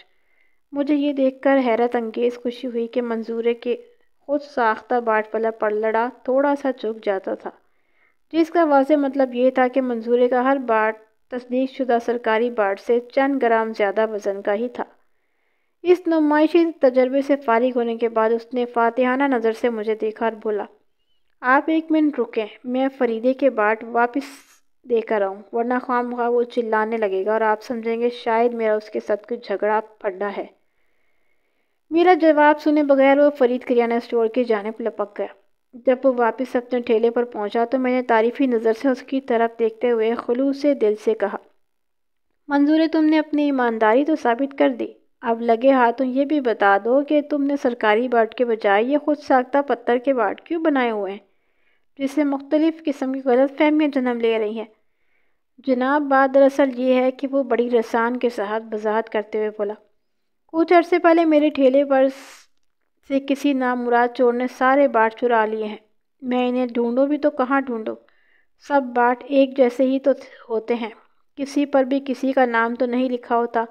میں نے اپنا کام چلانے کے لیے فوری طور پر پتھر کے یہ باٹ تیار کر لیے ہیں۔ جب میرا سمندری کی طرف جانا ہوگا تو وہاں سے اپنے لیے نئے سرکاری تصدیقی شدہ باٹ خرید لاؤں گا۔ جب تک میں انہی پتھر کے باٹوں سے گزارا چلاؤں گا، کیونکہ میرا دل اور ضمیر مطمئن ہے کہ میں کاروبار میں ہیرا پھیری یا بے ایمانی نہیں کر رہا۔ اور جہاں تک سلطان کے الزام کا تعلق ہے، وہ سانس ہموار کرنے کے لیے تھما، پھر اپنی بات مکمل کرتے ہوئے بولا، یہ لوگ مجھ سے پھل خریدتے رہے ہیں اور کبھی انہیں مجھ سے کوئی شکایت نہیں ہوئی۔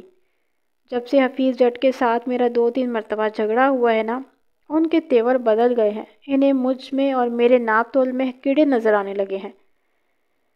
حفیظ جٹ سے تمہارا کس بات پر جھگڑا ہوا تھا؟ میں پوچھے بنا نہ رہ سکا۔ بہت معمولی سی بات تھی تھانے دار صاحب، وہ سرسری لہجے میں بولا، پچھلے دنوں میں گنڈیریاں بیچ رہا تھا۔ آپ تو جانتے ہیں کہ گنڈیریاں بیچنے والے کو اپنے ساتھ ایک بالٹی میں پانی بھر کر رکھنا پڑتا ہے، اور یہ بالٹی والا پانی عموماً ٹھیلے کے ساتھ لٹکی رہتی ہے۔ ہاں، میں نے ایسی کئی بالٹیاں بیچنے والوں کے پاس دیکھی ہیں، میں نے تائیدی انداز میں کہا۔ وہ اپنی بات کو آگے بڑھاتے ہوئے بولا، میں شام سے پہلے جب اپنا کام ختم کر کے گھر کی طرف جانے لگتا تو بالٹی کے پانی کو دھول اڑاتے اس بازار میں چھڑک جاتا تھا، اور میری اسی حرکت سے حفیظ جٹ کو تکلیف پہنچتی تھی۔ میں ان دنوں جٹ کلاتھ مرچنٹ کے بالکل سامنے ٹھیلا لگاتا تھا۔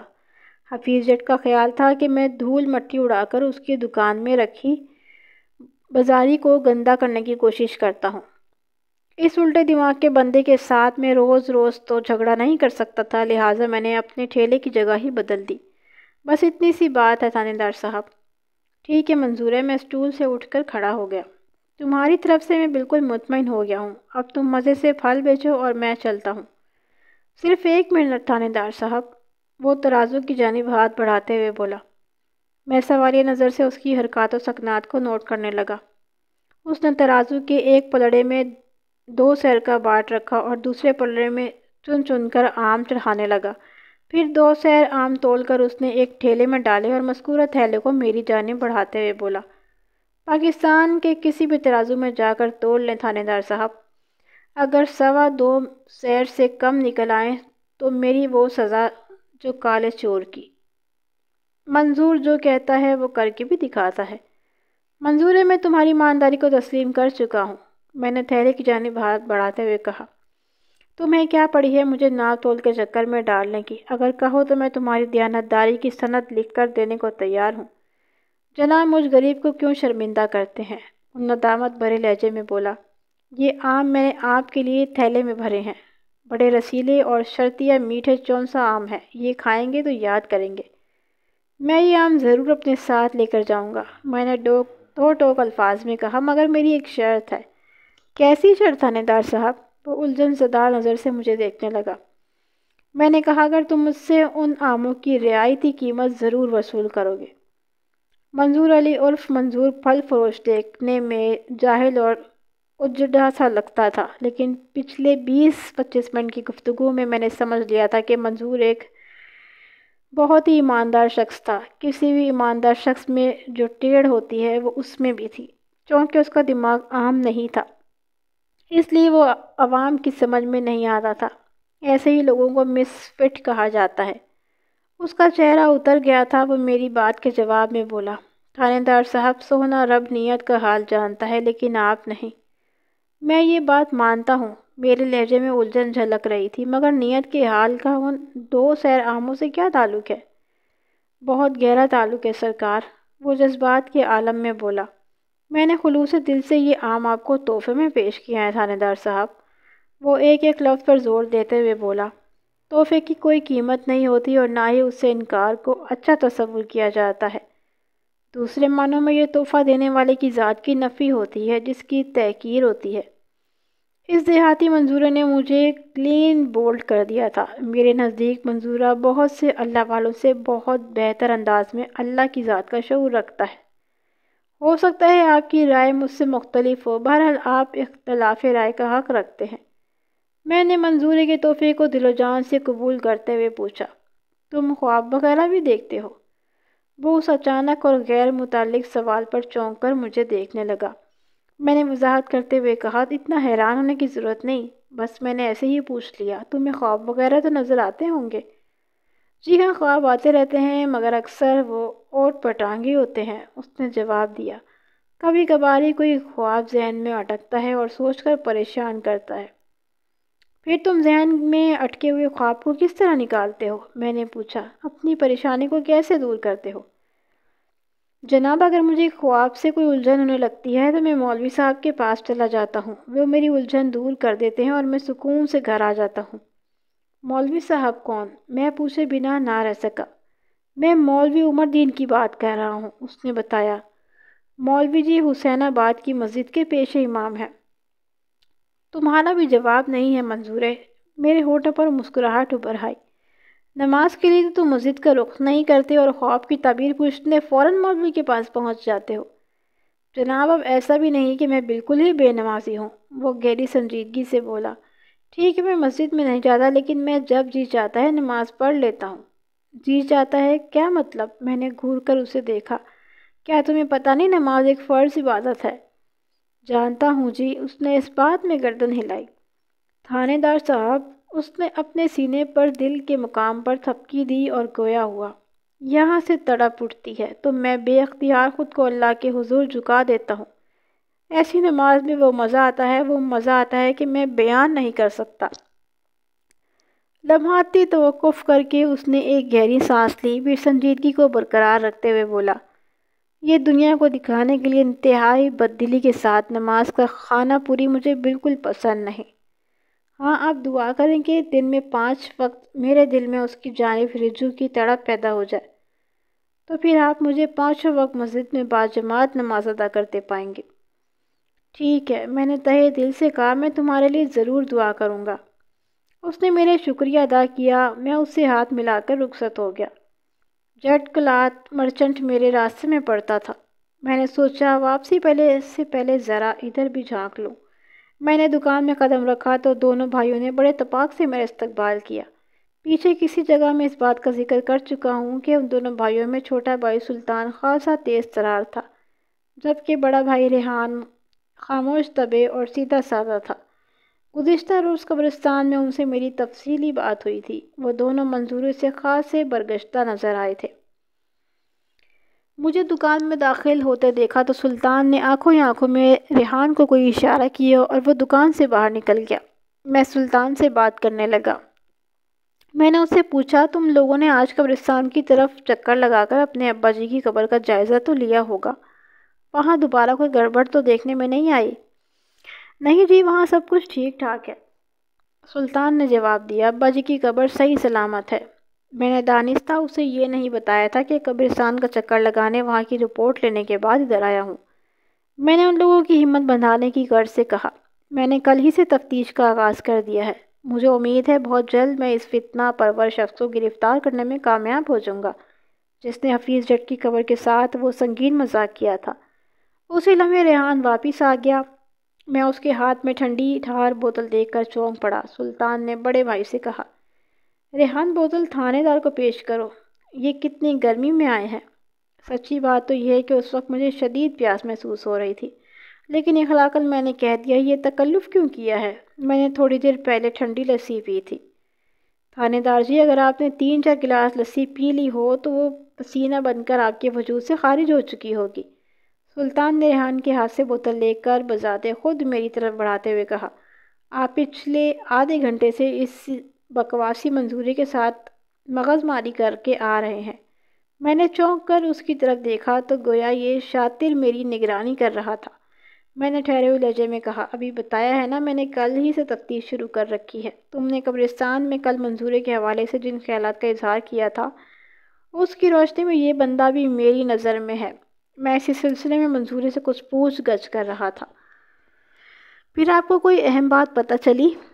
سلطان نے سوالیہ نظر سے مجھے دیکھا اور ٹھنڈی بوتل کو میرے قریب کرتے ہوئے بولا، یہ کوئی تکلف نہیں، ہماری محبت ہے تھانے دار صاحب، اسے حلق سے نیچے اتاریں ورنہ ہاتھ میں پکڑی پکڑی گرم ہو جائے گی۔ ابھی تو ہم نے آپ کو کوئی گفٹ وغیرہ بھی دینا ہے۔ گفٹ؟ میں نے ٹھنڈی بوتل پکڑتے ہوئے پوچھا، وہ کس سلسلے میں سلطان؟ جناب، تحفے کے تبادلے کے لیے کسی سلسلے کا ہونا ضروری تو نہیں، معنی خیز لہجے میں بولا۔ آخر آپ نے منظوروں سے آموں کا تحفہ بھی تو لیا ہے نا؟ وہ چونکا دینے والی باتوں کا کوئی ریکارڈ بنانے کا ارادہ رکھتا تھا، شاید اسی لیے ایک کے بعد ایک شگوفہ چھوڑے جا رہا تھا۔ سلطان کے رویے سے ایک بات تو کھل کر سامنے آ گئی تھی کہ وہ منظورے کے لیے اپنے دل میں شدید نوعیت کی ناپسندیدگی کے جذبات رکھتا تھا۔ وہ چونکہ سلطان کی نظر میں تھا، اس لیے منظورے سے ہونے والی میری ملاقات کی تفصیل بھی اس سے چھپی نہیں رہ سکی تھی۔ یہ تمام تر خیالات سیکنڈ کے 10ویں حصے میں میرے ذہن سے گزرے تھے اور میں نے سلطان کی بات کے جواب میں کہا، میں نے منظورے سے 2 سیر عام تحفے میں نہیں بلکہ اس سے میرا ایک خاص مقصد ہے۔ مقصد؟ کیسا مقصد تھانے دار صاحب؟ اس نے پوچھا۔ میں نے بتایا، تم نے شکایت کی تھی نا، منظورے کم تولتا ہے اور اس کے پاس سرکار کے بعد تصدیق شدہ بارڈ بھی نہیں ہے۔ شکایت کی تھی یا نہیں؟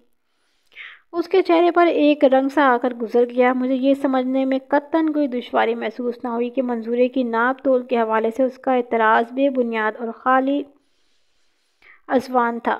میرے سوال کے جواب میں وہ دھیرے سے بولا، جی میں نے آپ سے ایسی شکایت کی تھی۔ بس تو پھر یہ عام تمہاری شکایت کے سلسلے میں ایک کڑی ہے، میں نے دبنگ لہجے میں کہا۔ میں ان آموں کو کسی ایماندار دکاندار کے ترازو پر جا کر تولوں گا، سیدھا میرے تھانے کی حوالات میں۔ کہاں جائے گا؟ تھانے کی حوالات میں، وہ ندامت آمیز انداز میں بولا۔ تھانے کی حوالات میں نہیں، میں نے ایک لفظ پر زور دیتے ہوئے کہا، میرے تھانے کی حوالات میں۔ میں اسے تمہارے سامنے جوتے مارتے ہوئے یہاں لے کر جاؤں گا، کیا سمجھے؟ سمجھ گیا تھانے دار صاحب، وہ اسبات میں گردن ہلاتے ہوئے بولا۔ آپ تو خواب سے کڑک تھانے دار ہیں، حالانکہ ایسے لگتے تو نہیں۔ کیا نہیں لگتا؟ میں نے سوال کیا۔ مطلب یہ کہ وہ گڑبڑا گیا۔ آپ اپنی باتوں اور شکل سے اتنے سخت تو نظر نہیں آتے، اس لیے لوگ مجھے دیکھ کر اور میری باتیں سن کر اکثر دھوکہ کھا جاتے ہیں۔ میں نے اپنی بات کو مکمل کرتے ہوئے کہا، منظورے کے ساتھ بھی یہی ہوا ہے۔ میں نے اسے 2-4 میٹھی میٹھی ادھر ادھر کی باتیں کی اور 2 سیر آم تلوا لیے، اس شرط کے ساتھ کہ اگر اس کے آم میٹھے نکلے تو پیسے دوں گا ورنہ نہیں۔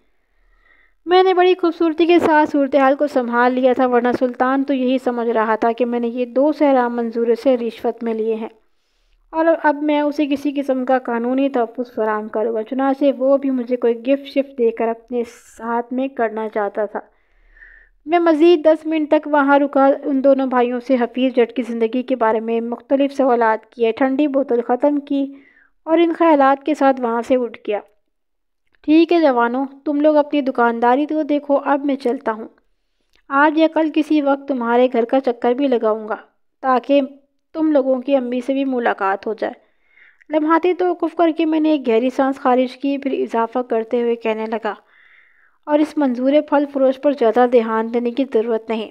اگر وہ ناپ تول کے معاملے میں قصوروار نکلا تو ایسا فٹ کروں گا کہ ساری زندگی یاد کرے گا۔ میری ان آخری کلمات سے ان دونوں بھائیوں، خاصاً سلطان کے چہرے پر خوشی کے تاثرات چمکنے لگے۔ میں انہیں ان کے حال پر خود چھوڑ کر دکان سے نکل آیا۔ سلطان کے ساتھ فی الحال یہی کیا جا سکتا تھا۔ اگلے روز میں کوشش کر کے ایک ایسے وقت بخت بیوی سے ملنے چلا گیا جب اس کے دونوں بیٹے گھر پر نہ ہوں۔ مجھے یہ خدشہ تھا کہ وہ خاص طور پر سلطان بار بار مداخلت کر کے گفتگو کا مزہ خراب کر دے گا۔ وہ دن کا وقت تھا اور بخت بیوی بھی اتفاق سے مجھے گھر میں اکیلی ہی مل گئی تھی۔ فرزانہ اپنی کسی سہیلی سے ملنے پڑوس میں گئی ہوئی تھی۔ بخت بیوی نے مجھے بیٹھک پہ بٹھایا اور میرے لیے لسی پانی کا بندوبست کرنا چاہا، لیکن میں نے اسے سختی سے منع کرتے ہوئے کہا، اس تکلف کی ضرورت نہیں ہے بخت بیوی، بس میں تم سے حفیظ جٹ کے بارے میں 2-4 باتیں کرنے آیا ہوں، تم بیٹھ جاؤ یہاں۔ وہ بیٹھ گئی۔ بخت بیوی کی عمر لگ بھگ 50 سال رہی ہوگی۔ وہ ایک عام سی فرمانبردار اور خدمت گزار گھریلو عورت تھی۔ ابتدائی بات چیت میں نے اسے گہری ہمدردی کا اظہار کرتے ہوئے کہا۔ وہ بھی حفیظ جٹ کی قبر کے ساتھ پیش آنے والے واقعے پر افسوس کا اظہار کرنے لگی۔ میں نے کہا، بخت بیوی، تم اس واقعے کا ذمہ دار کس کو سمجھتی ہو؟ میں اس بارے میں کیا کہہ سکتی ہوں جی؟ وہ بے بسی سے بولی۔ وہ تو اچھے خاصے تھے کہ کسی کو ان سے کیا دشمنی ہو سکتی تھی۔ جب سے وہ گئے ہیں میں دن رات ان کے لیے پڑھتی پڑھاتی رہتی ہوں۔ وہ بخت بیوی کی مراد اس کا شوہر یعنی حفیظ جٹ کی ہی ذات تھی۔ یہ بات تو میں بھی مانتا ہوں کہ یہاں حسین آباد میں حفیظ جٹ کا کوئی دشمن نہیں تھا۔ میں نے بڑے دھیمے انداز میں قریت کے عمل کا آغاز کر دیا۔ میں جس سے بھی ملا ہوں اس نے یہی بتایا کہ وہ بہت نمازی اور پرہیزگار بندہ تھا۔ وہ بہت ہی نیک انسان تھا۔ بخت بیوی نے بھرائی ہوئی آواز میں کہا، کسی کو ان سے کوئی تکلیف نہیں تھی، وہ سب کا خیال رکھتے تھے اور ہر وقت اللہ کی یاد میں مصروف رہتے تھے۔ آخری 2-3 ماہ تو ان کا کام میں بھی دل نہیں لگتا تھا، دکان پر بہت کم جاتے تھے، سارا کام سلطان اور ریحان ہی نے سنبھال رکھا تھا۔ پچھلے 2-3 ماہ سے ان کا کسی کام میں دل نہیں لگ رہا تھا۔ میں نے اسی کے الفاظ زیر لب دہرائے، پھر پوچھا، اس کی کوئی خاص وجہ تھی؟ کیا وہ کسی معاملے میں پریشان رہنے لگا تھا؟ پریشانی تو انہیں کوئی نہیں تھی تھانے دار صاحب، اور پریشانی ہوتی بھی تو کس بات کی؟ اس نے میری طرف دیکھتے ہوئے کہا، اللہ کا دیا سب کچھ تو ہے ہمارے پاس، دکانداری ٹھیک ٹھاک چل رہی ہے، گھر میں بھی امن و امان اور پیار محبت ہے۔ پھر حفیظ جٹ کا کام سے کیوں دل اچاٹ ہو گیا تھا؟ میں نے پوچھا۔ میں سمجھتی ہوں وہ اللہ والے ہو گئے تھے، بخت بیوی وضاحت کرتے ہوئے بولی۔ دنیا داری کے کاموں سے ان کی توجہ ہٹ گئی تھی، ہر وقت یاد الہی میں مصروف رہتے تھے، ان کا زیادہ تر وقت مسجد میں کٹتا تھا۔ یہ سب تو ٹھیک ہے بخت بیوی، میں نے رفسانیت بھرے انداز میں کہا، اللہ سے لو لگانا بڑی اچھی بات ہے، لیکن میرا ذہن جس چیز سے الجھن کا شکار ہے اس سلسلے میں مجھے کوئی اشارہ نہیں مل رہا۔ اس نے آنکھیں سکیڑ کر مجھے دیکھا اور پوچھا، آپ کو کیا الجھن ہے تھانے دار صاحب؟ میں نے اپنی الجھن بیان کرتے ہوئے کہا، میری سمجھ میں یہ نہیں آ رہا بخت بیوی کہ جب حفیظ جٹ ایسا ہی نیک و پارسا انسان تھا تو پھر اس کی قبر کا یہ حشر کیوں ہوا؟ یہ تو آپ حشر کرنے والے سے جا کر پوچھیں، وہ بڑی سادگی سے بولی۔ میں نے صورتحال کو ایک دوسرے زاویے سے ہینڈل کرنے کی کوشش کی۔ بخت بیوی، تم میری بات کا کوئی غلط مطلب نہ نکالو۔ میرے کہنے کا یہ مقصد تھا، تمہارے خاوند کی قبر کے ساتھ جو کچھ ہوا وہ کسی دوست کا کام تو نہیں ہو سکتا۔ میں آپ کو یا آپ کی بات کو غلط نہیں سمجھ رہی ہوں تھانے دار صاحب، وہ معذرت خواہ انداز میں وضاحت کرتے ہوئے بولے۔ اگر میں ان کے کسی دشمن یا خواص سے واقف ہوتی تو آپ کو ضرور بتا دیتی۔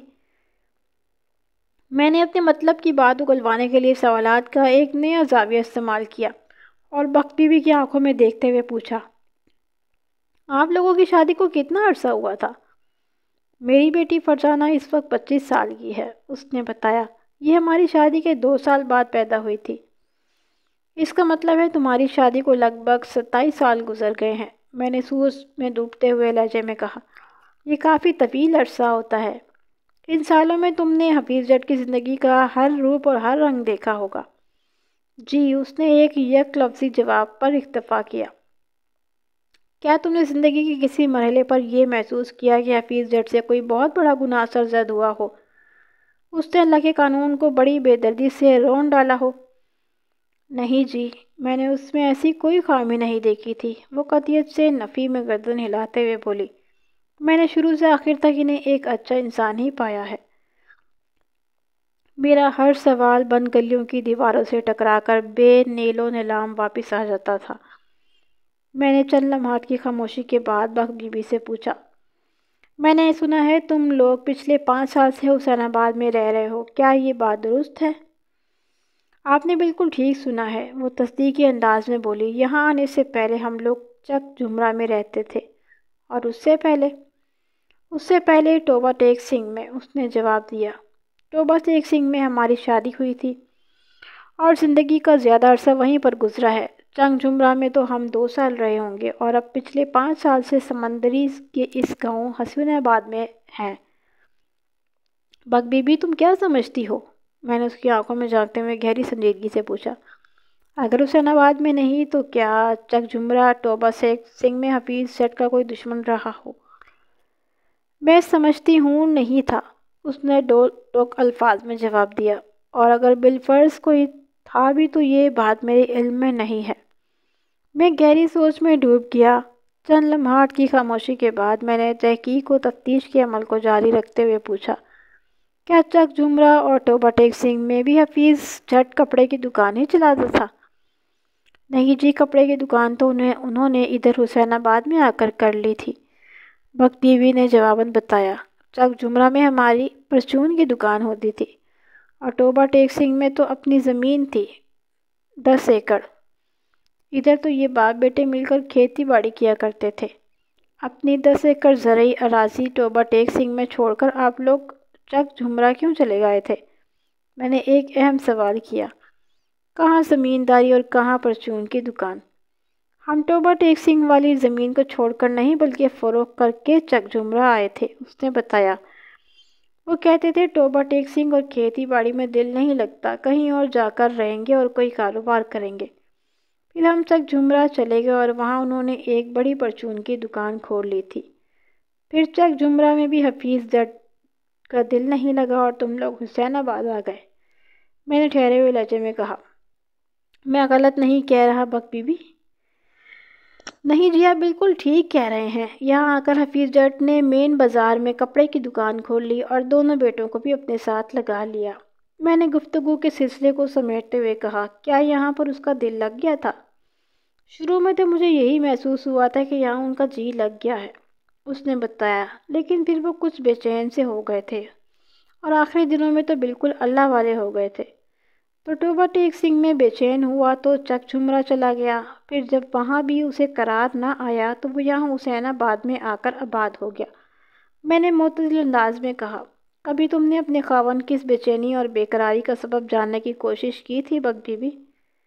میں نے کئی بار ان سے پوچھا تھا لیکن انہوں نے مجھے کبھی بتایا نہیں، وہ بے بسی سے بولی۔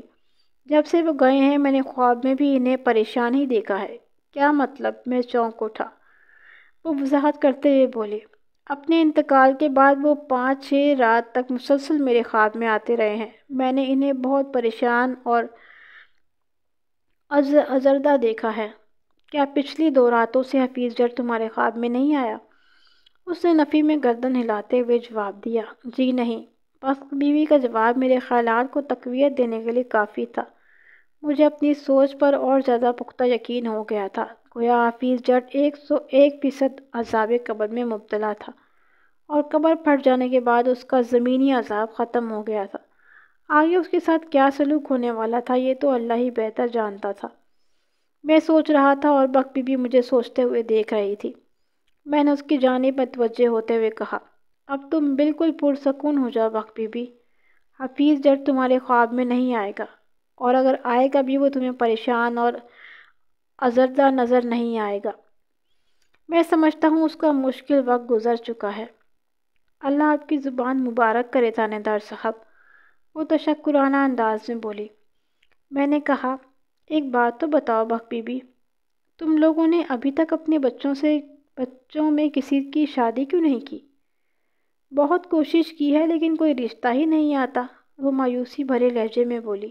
مجھے سب سے زیادہ فکر فرزانہ کی ہے، پورے 25 سال کی ہو گئی ہے، ماشاءاللہ خوبصورت اور جوان ہے، پھر بھی پتہ نہیں اس کی قسمت کو کیا ہو گیا ہے۔ سلطان اور ریحان تو مرد ذات ہیں اور فرزانہ سے چھوٹے بھی ہیں۔ بس کسی طرح فرزانہ اپنے گھر کی ہو جائے تو مجھے بھی سکھ کی سانس لینا نصیب ہوگی۔ اب فرزانہ کا انشاءاللہ بہت جلد کہیں سے کوئی رشتہ آ جائے گا، میں نے تسلی آمیز لہجے میں کہا، اور دونوں بھائی بھی بہت زیادہ دیر تک کنوارے نہیں بیٹھ سکیں گے۔ وہ نیلی چھتری والا ان سب کا کچھ نہ کچھ کر ہی دے گا۔ بے شک، وہ آسمان کی طرف دیکھتے ہوئے بولی، وہی سب کی بگڑی بنانے والا ہے۔ میں اٹھ کر کھڑا ہو گیا۔ بخت بی بی، اب میں چلتا ہوں، میں نے گہری سنجیدگی سے کہا۔ چلتے چلتے تم میرے آخری سوال کا جواب دے دو۔ وہ متذبذب انداز میں مجھے دیکھنے لگی۔ میں نے کہا، میں اب تک کی تفتیش کے مطابق تمہارے خاوند کے کسی دوست کو تو تلاش کرنے میں کامیاب نہیں ہو سکا۔ تم مجھے صرف اتنا بتا دو کہ یہاں حسین آباد میں اس کا سب سے گہرا دوست کون تھا، جس کے ساتھ اس کا زیادہ میل ملاپ رہتا ہو۔ پہلے تو ایسا کوئی نہیں تھا، وہ مضبوط لہجے میں بولی، لیکن جب سے ان کا اللہ کی طرف دھیان بڑھا تھا، وہ زیادہ تر وقت مولوی عمر دین کے ساتھ گزارتے تھے۔ دوپہر کے کھانے کے بعد وہ ظہر کی نماز کے لیے مسجد چلے جاتے، پھر عصر کی نماز پڑھنے کے فوراً بعد واپس آتے تھے۔ اسی طرح مغرب کے لیے جاتے تو عشاء بھی پڑھ کر ہی لوٹتے تھے۔ لمحات توقف کر کے اس نے ایک گہری سانس لی، پھر اپنی بات مکمل کرتے ہوئے بولی، میں سمجھتی ہوں حسین آباد میں اگر وہ کسی پر بھروسہ کرتے تھے اور اس کے ساتھ وقت گزارنا چاہتے تھے تو وہ شخص صرف اور صرف مولوی عمر دین ہے۔ میں نے بخت بی بی کا شکریہ ادا کیا اور اس کے گھر سے نکل آیا۔ رات کے 10 بجے تھے اور اس وقت مولوی عمر دین کے روبرو بیٹھا تھا۔ میں نے ملاقات کے لیے جان بوجھ کر ایسے وقت کا تعین کیا تھا جب مجھے اور مولوی صاحب کو معمول کے کاموں سے مکمل فراغت حاصل ہوتا، کہ اگر ہماری یہ ملاقات دراز ہونے لگے تو ہم دونوں میں سے کسی کے کام کا حرج نہ ہو۔ مولوی عمر دین کی عمر 60 سے متجاوز تھی۔ وہ ایک دراز قامت اور دبلا پتلا شخص تھا۔ داڑھی شرعی اور مہندی سے رنگی ہوئی تھی۔ اس کے چہرے کو صحیح معنوں میں نورانی چہرہ کہا جا سکتا تھا۔ بول چال میں بھی وہ نہایت ہی شائستہ اور مہذب ثابت ہوا تھا۔ جب اسے پتہ چلا کہ علاقے کا تھانے دار اس سے ملنے آیا ہے تو اس نے میرا پرتپاک استقبال کیا اور گھر کے اندر بٹھانے کے بعد بولا، ملک صاحب، مجھے حکم کیا ہوتا میں آپ کے پاس آ جاتا، آپ نے خواہ زحمت کی۔ میں نے زیر لب مسکراتے ہوئے کہا، میں نے زحمت خواہ نہیں بلکہ ایک فطری اصول کے تحت کی ہے۔ فطری اصول؟ میں کچھ سمجھا نہیں جناب۔ وہ سوالیہ نظر سے مجھے دیکھنے لگا۔ بہت سیدھی سی بات ہے کہ ہمیشہ پیاسا کنویں کے پاس آتا ہے، کنواں کبھی چل کر کسی پیاسے کے پاس نہیں جاتا۔ میں نے ٹھہرے ہوئے لہجے میں کہا، اس وقت مجھے آپ سے ایک ضروری کام ہے، اس لیے چل کر آپ کے پاس آ گیا ہوں۔ جب آپ کو مجھ سے کام پڑے گا آپ تھانے تشریف لے کے آئیے گا۔ آپ تھانے دار ہیں یا کوئی فلسفی؟ وہ حیرت بھری نظر سے مجھے دیکھتے ہوئے بولا، آپ نے بڑی گہری بات کی ہے۔ مولوی صاحب، میں پہلے سے انسان ہوں، میں نے نہایت ہی سنجیدہ لہجے میں کہا۔ اس کے بعد پولیس والا یا کچھ اور؟ میں نے تھوڑی دیر پہلے جو اصول بیان کیا ہے وہ انسانیت کے تقاضوں کی عکاسی کرتا ہے۔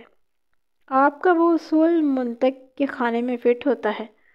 وہ پرمعنی انداز میں گردن ہلاتے ہوئے بولا، جب میں لاہور کے ایک مدرسے میں دینی تعلیم حاصل کر رہا تھا تو عالم فاضل کے کورس میں صرف